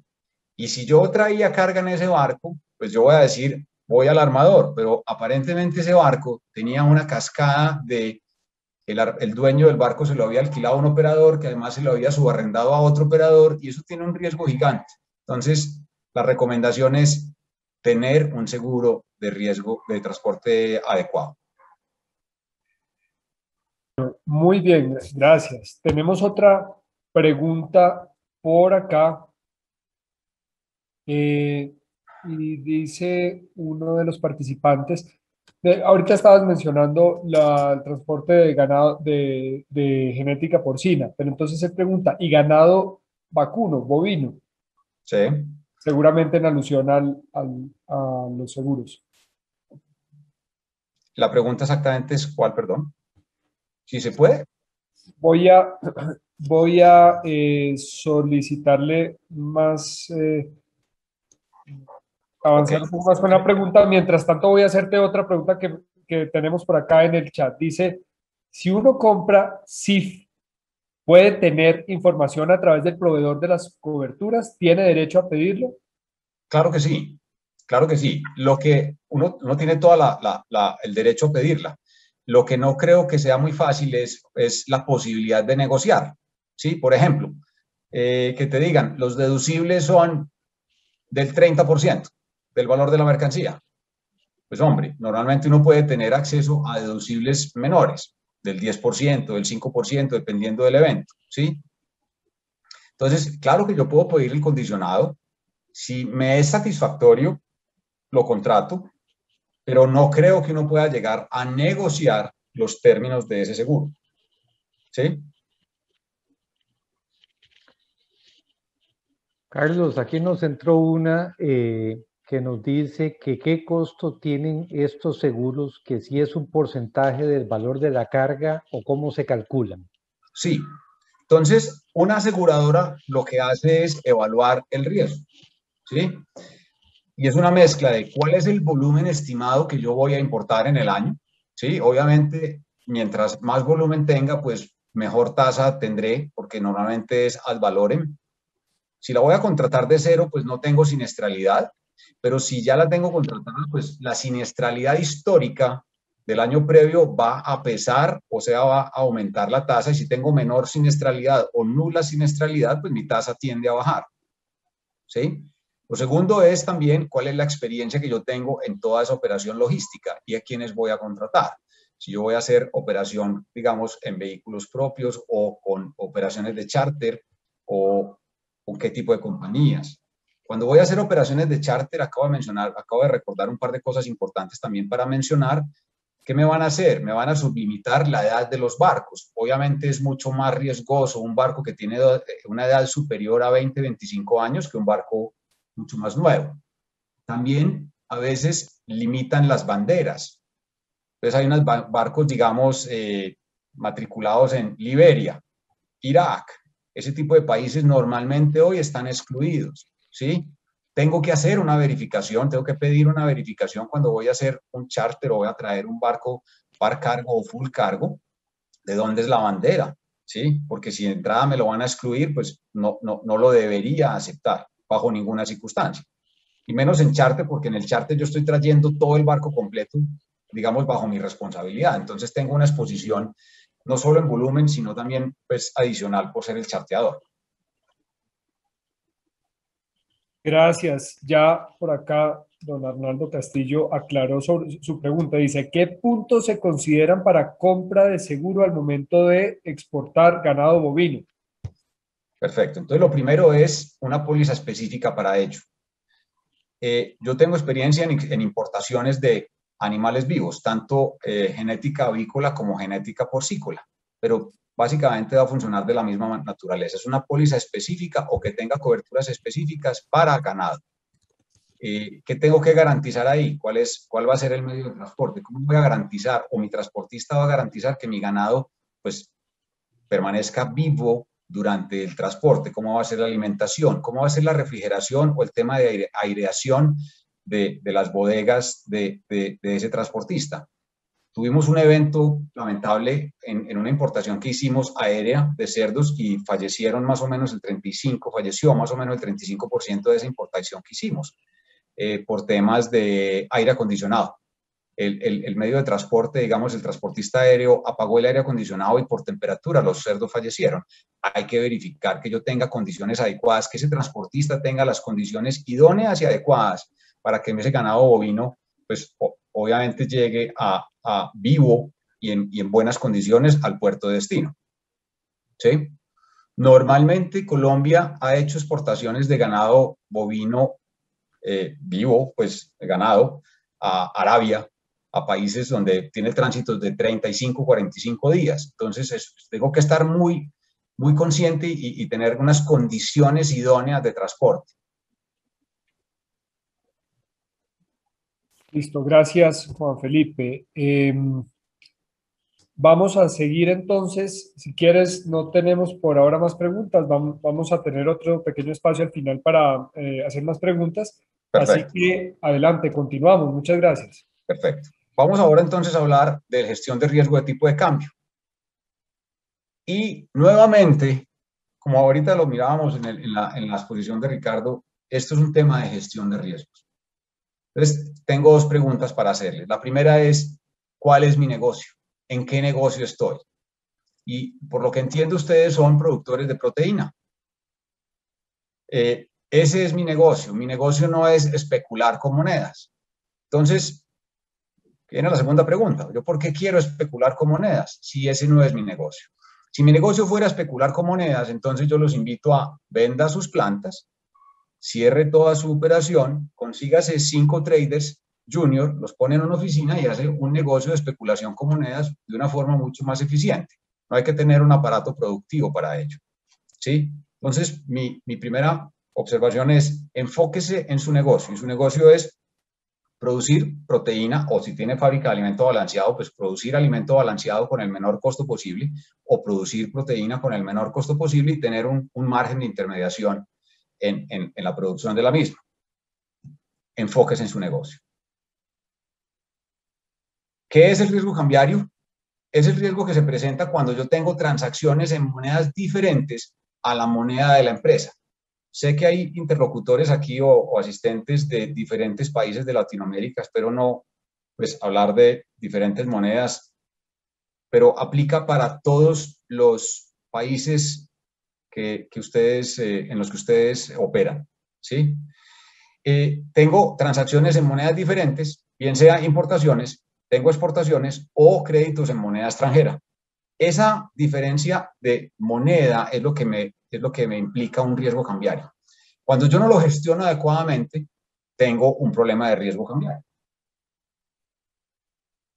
Vamos a hacer un ejercicio específico con importadores. Esta presentación está hecha con la semana pasada y está específica con peso colombiano. Peso colombiano hace 8 días estaba en 3.682 pesos. En la medida en que el tipo de cambio siga subiendo, pues mi costo de compra aumenta, por ende tengo una pérdida. Si el tipo de cambio disminuye, pues tengo una utilidad adicional en la compra porque pues mi costo de compra disminuye.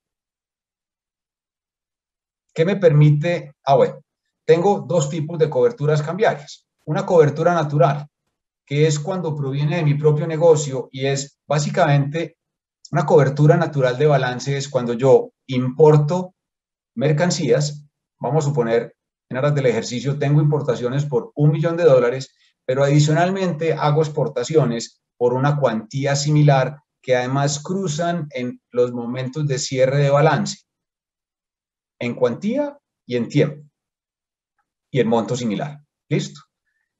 Y las coberturas cambiarias financieras, que son básicamente de tres tipos, los forward, las opciones y los futuros. Funcionan de una naturaleza exactamente igual como lo explicó Ricardo ahorita. Un forward de monedas, entonces, es un contrato mediante el cual un cliente y una entidad financiera se ponen de acuerdo para comprar o vender una cantidad específica de divisas en una fecha futura y a un precio establecido desde el momento del contrato. Se pactan las condiciones hoy y se va a ejecutar en un plazo futuro. ¿Qué me permite un forward? Digamos que yo tengo dos objetivos fundamentales. Proteger mi costo, en el caso de ustedes como importadores, por ende estoy protegiendo el margen bruto de la compañía. Y segundo, garantizando el flujo de caja.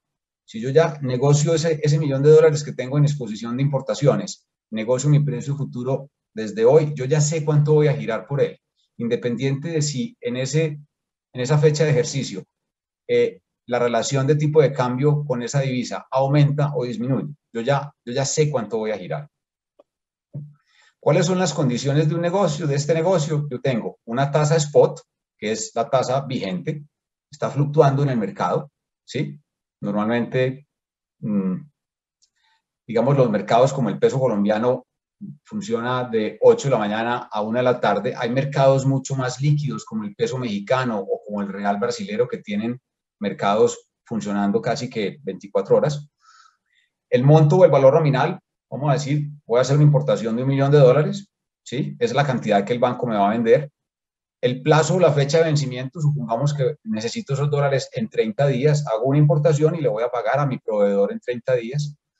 La devaluación implícita de esa operación y es el resultante, esa me la calcula el banco, me la ofrece el banco. Incluso yo puedo tener, si tengo 3 o 4 bancos con los que yo cotice mi forward, pues obviamente voy a tener una tasa spot, la de cada banco, y adicionalmente la devaluación implícita de cada banco. Deben gravitar alrededor del mismo nivel porque pues básicamente es un diferencial de tasas de interés entre tasas de interés locales y tasas de interés externas. Pero también hay una diferencia entre banco con banco. Depende también de la posición que cada banco tenga en un día específico. Yo puedo tener hoy un banco A con el que tenga más competitividad hoy y mañana el banco B, por alguna razón, tenga una posición mucho más competitiva para venderme ese forward. Y por último está la tasa strike o la tasa futura, que es el resultante entre la tasa spot, el plazo y la devaluación implícita, y me va a dar una tasa de vencimiento o tasa futura, que es la tasa que yo pacto hoy, pero voy a hacer la tasa de ejercicio al vencimiento del contrato. ¿Qué modalidades tiene un contrato forward? La primera con entrega física o forward delivery, y es que al terminar el plazo, yo entrego, digamos, la moneda local, en este caso pesos colombianos, o la moneda local de cada uno de ustedes, y voy a recibir divisas, dólares o euros, la divisa que esté comprando de parte del banco.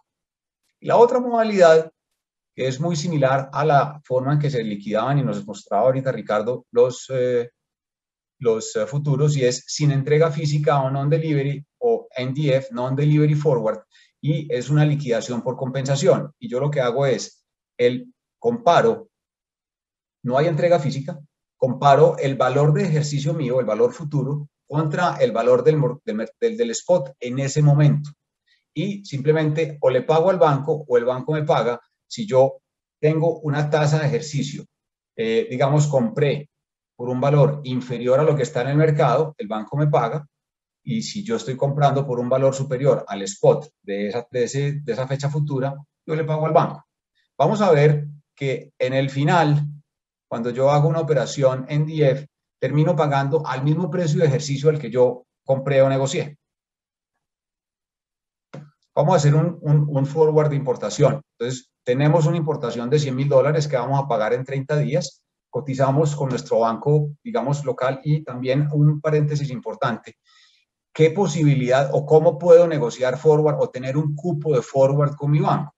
Digamos que normalmente el banco me otorga una línea de crédito y me dice, hombre, yo le voy a dar crédito para capital de trabajo, le voy a dar un cupo de crédito para compra de activos fijos y le voy a dar un cupo de crédito para forward o para operaciones de mesa de dinero.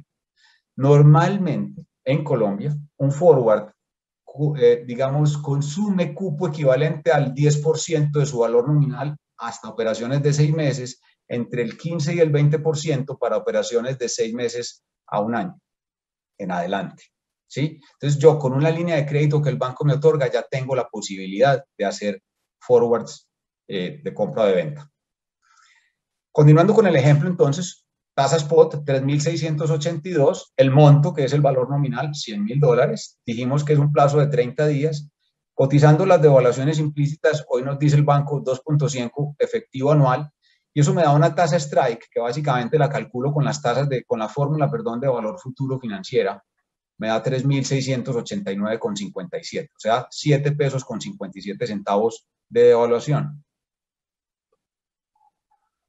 Tengo dos formas de liquidarlo o de ejecutarlo. Llegado el día del vencimiento, o sea, ya se cumplieron hoy los 30 días, si mi modalidad es delivery, yo le entrego al banco 368.957.000 pesos y el banco a cambio nos entrega $100,000. Que yo pues puedo decirle, gíreselo a mi proveedor, o si tengo una cuenta en dólares, que lo gire a mi cuenta en dólares y yo ya después haré el adecuado uso de esas divisas, cuando es la modalidad delivery. Si es non-delivery, vamos a hacer dos ejercicios. El primer ejercicio es que la tasa spot del día del vencimiento está por debajo de mi strike o de mi tasa negociada. Está a 3.750 y se liquida de la siguiente manera. Es la tasa del spot menos la tasa, perdón, este está por encima. Mi tasa strike es 3.689, la tasa spot es 3.750, el spot subió. Entonces el banco me va a pagar la diferencia, que son 60.43 pesos por dólar. Multiplico por el nominal, me da 6 millones de pesos, 6.043.043 que el banco nos va a pagar. Pero entonces yo ya perdí mi cobertura. Como yo necesito pagarle a mi proveedor $100,000, ¿qué hago? Voy al mercado y compro $100,000 en el mercado spot, que ya sé que está a 3.750. O sea, voy a girar 375 millones de pesos. Por ende, mi operación neta es el ingreso del banco, tengo 6 millones a favor, menos 375 millones, el neto me da 368.957.000. Miren que es exactamente igual al valor que yo tengo si hubiera liquidado en forma delivery. Simplemente el banco me compensa. La otra posibilidad, pues, es que al día del vencimiento el dólar esté por debajo de lo que yo había comprado. Entonces, vamos a suponer que está en 3.550 pesos. Entonces, ¿cómo es la liquidación? 3.550 menos 3.689, que es el valor que yo compré, porque ese fue el valor de mi cobertura. Voy a pagarle al banco 139 pesos por dólar, ¿sí? Por ende, yo le pago al banco 13.957.000 pesos. Pero al mismo tiempo, entonces ahí, digamos, ya liquidé la cobertura. La obligación con el proveedor sigue estando existente o viva. Entonces yo voy al mercado y le digo al banco, véndame entonces en el mercado spot a 3.550 pesos los mismos $100,000 que necesito pagarle a mi proveedor, que me valen 355 millones de pesos. Como yo le acabo de pagar al banco la liquidación del NDF, mi costo total es la sumatoria de los dos valores, vuelve y juega, los mismos 368.957.000 pesos. Es exactamente igual como los ejercicios que ahorita Ricardo nos mostraba, en las que mi costo de compra es el valor de mi cobertura. De esta forma, yo puedo entonces hacer una liquidación NDF. Simplemente doy un poquito más de vueltas porque en el NDF tengo que hacer dos cosas. Liquido el NDF y adicionalmente vuelvo al mercado spot a comprar el físico que necesito.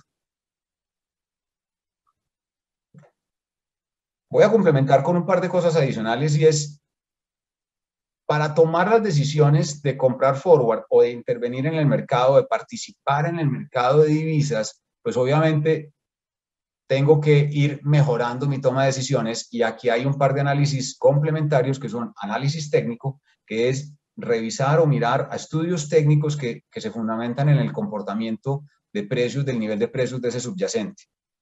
Y por el otro lado, tengo análisis fundamental, que es mirar, digamos, variables macroeconómicas que me pueden inducir a predecir un poco los comportamientos futuros de esa moneda, ¿sí? Temas de déficit fiscal, de déficit de cuenta corriente del país, en fin, cada país o cada moneda tiene unos comportamientos específicos que en la medida en que yo vaya a participar de este mercado, debería aumentar mi profesionalización, mi entendimiento del mercado, ¿sí? Listo, Carlos. No sé si tengamos preguntas al respecto. Tenemos un participante levantando la mano. Bienvenido, Camilo Osorno. Muy buenas tardes. Por favor, adelante, puedes hacer tu pregunta. Buenas tardes para todos. Juan Felipe, dos preguntas. Sabiendo que las tasas de intermediación de los bancos nacionales son mucho más costosas que las internacionales, uno podría buscar financiación internacional en vez de la nacional. Y es fácil si se pudiera. Y la otra pregunta, ¿existen pólizas que lo protejan a uno contra la tasa de cambio cuando es desfavorable hacia uno, obviamente? Muchas gracias. Perfecto, Camilo. Entonces, la primera pregunta, sí. Claro que existe un mercado muy profundo, muy amplio de financiamiento de importaciones. Y como lo decías, normalmente también tienen alguna especie de subsidio. Las tasas de operaciones de comercio internacional como importaciones y exportaciones, en el caso, pues digamos que nos ocupa vamos a financiar importaciones, tienen algún tipo de beneficio o subsidio para fomentar el comercio internacional. Son tasas mucho más baratas, lo que llamamos trade, ¿sí?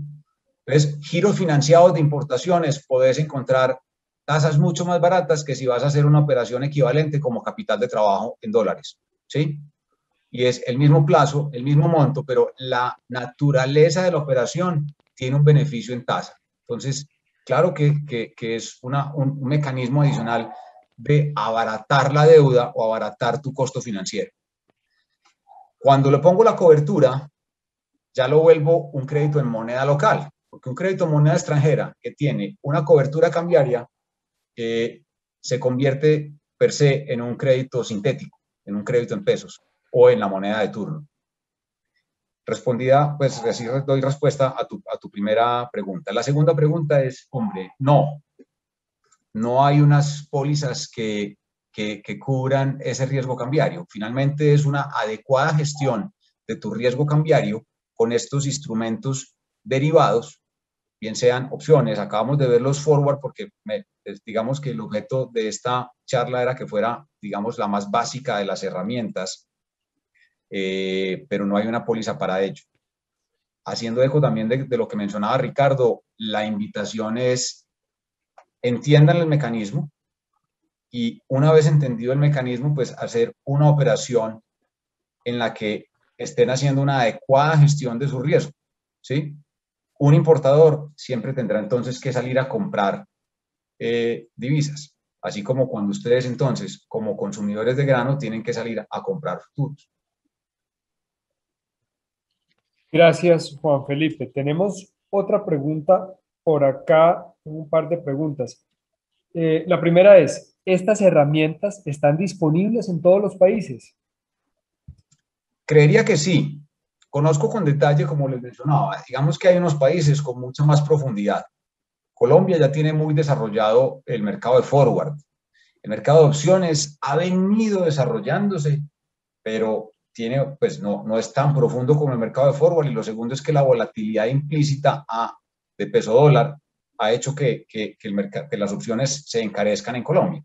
Entonces, de alguna manera, sea mucho menos eficiente financieramente acudir al mercado de opciones que al mercado de forward. En el caso de México, la profundidad del peso mexicano es gigantesca y son mercados muy desarrollados financieramente. Es posible que algunos países en Centroamérica tengan un mercado menos desarrollado, pero creería, sin temor a equivocarme, que hay profundidad pues, y están inventados en cada país estos mecanismos.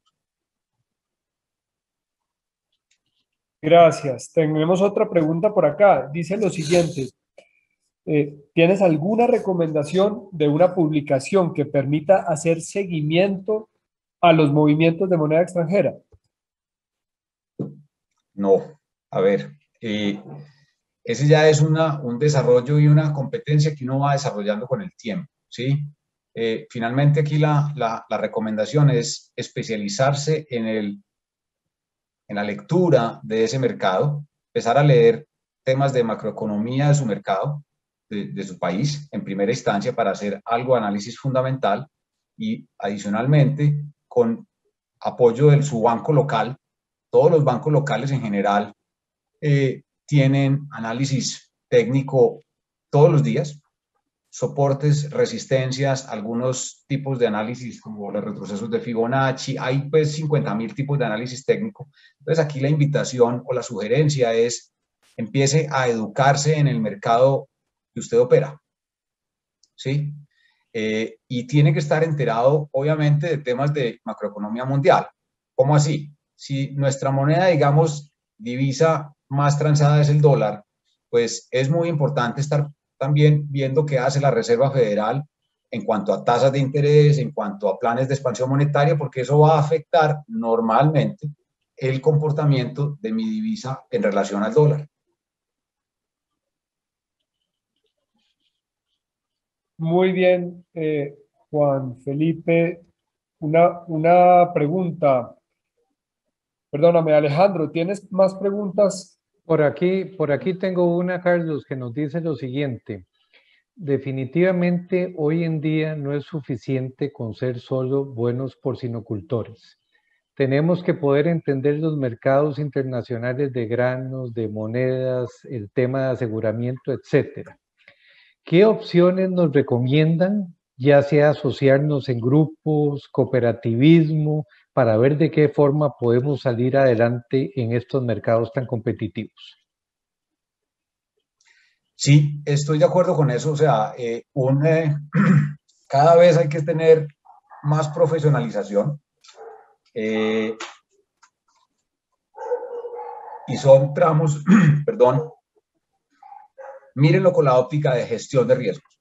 Entonces, la primera es un tema logístico y en el segundo es un tema de precio. Y el precio tiene dos componentes, la porción del grano y la volatilidad implícita del grano per se, bien sea maíz o de frijol soya o de torta de soya. Pero adicionalmente, como estoy importando en una moneda diferente a mi país de operación, pues salvo que sea un país dolarizado, como Ecuador, que ya está dolarizado, Panamá, que está dolarizado, ahí no tengo riesgo cambiario, pues digamos que esta última parte sale de la ecuación. Pero pues al resto de operadores en Centroamérica y en Sudamérica, pues nos estamos expuestos al riesgo cambiario. ¿Cómo poder profesionalizarse? Pues hay que seguir, hay que mejorar ese entendimiento de esos mercados, uno. Hemos visto, claro, pools de operadores en Colombia, particularmente en la industria avícola, se ha visto, y de esa manera pues tienen un músculo importante que les permite abaratar su operación, y creo que ya se ha empezado a dar también en la industria porcícola. Y de esa manera, pues de alguna manera, si contratan un adecuado gestor de riesgos en esos tres frentes, pues pueden disminuir los costos específicos para cada una de sus compañías. Bueno, muchas gracias por tus respuestas, Juan Felipe. ¿Alguna otra pregunta, Alejandro? No tenemos en este momento. No, estaríamos. Para antes de hacer el cierre, yo voy a lanzar una encuesta como siempre para que ustedes por favor me contesten y un agradecimiento muy especial a Ricardo y a Juan Felipe, a Ricardo García y a Juan Felipe Cadavid por su participación, por su presentación, por su claridad, por sus respuestas. Han sido ustedes muy amables, muy amplios con su información. Un agradecimiento también para Alejandro y el resto del equipo del Consejo de Granos de los Estados Unidos que nos han acompañado. Un agradecimiento para la gente de Minuto a Minuto, la empresa que nos colabora con el apoyo audiovisual. Y muy especialmente a ustedes, los participantes de este curso. Muchas gracias por su tiempo, por su disposición y por habernos aportado también con sus preguntas y su participación en este curso que estamos buscando sea de el mayor provecho para todos y que tengamos la posibilidad de nutrir esta introducción hacia la compra de los granos de los Estados Unidos. De esta manera, y ya teniendo un porcentaje importante de la votación, los invito a los que faltan para que terminen, por favor, su encuesta. Y entonces cerramos esta cuarta sesión del curso y nos vemos en la próxima sesión. Muchísimas gracias especialmente a ti, Juan Felipe, Ricardo. Ha sido una sesión muy interesante. Ha sido una sesión muy interesante y que nos ha servido mucho para esta introducción. Muchas gracias. Qué bueno. Muchas gracias y nos seguiremos viendo. Buenas noches a todos. Hasta luego, buenas noches. Gracias, buenas noches.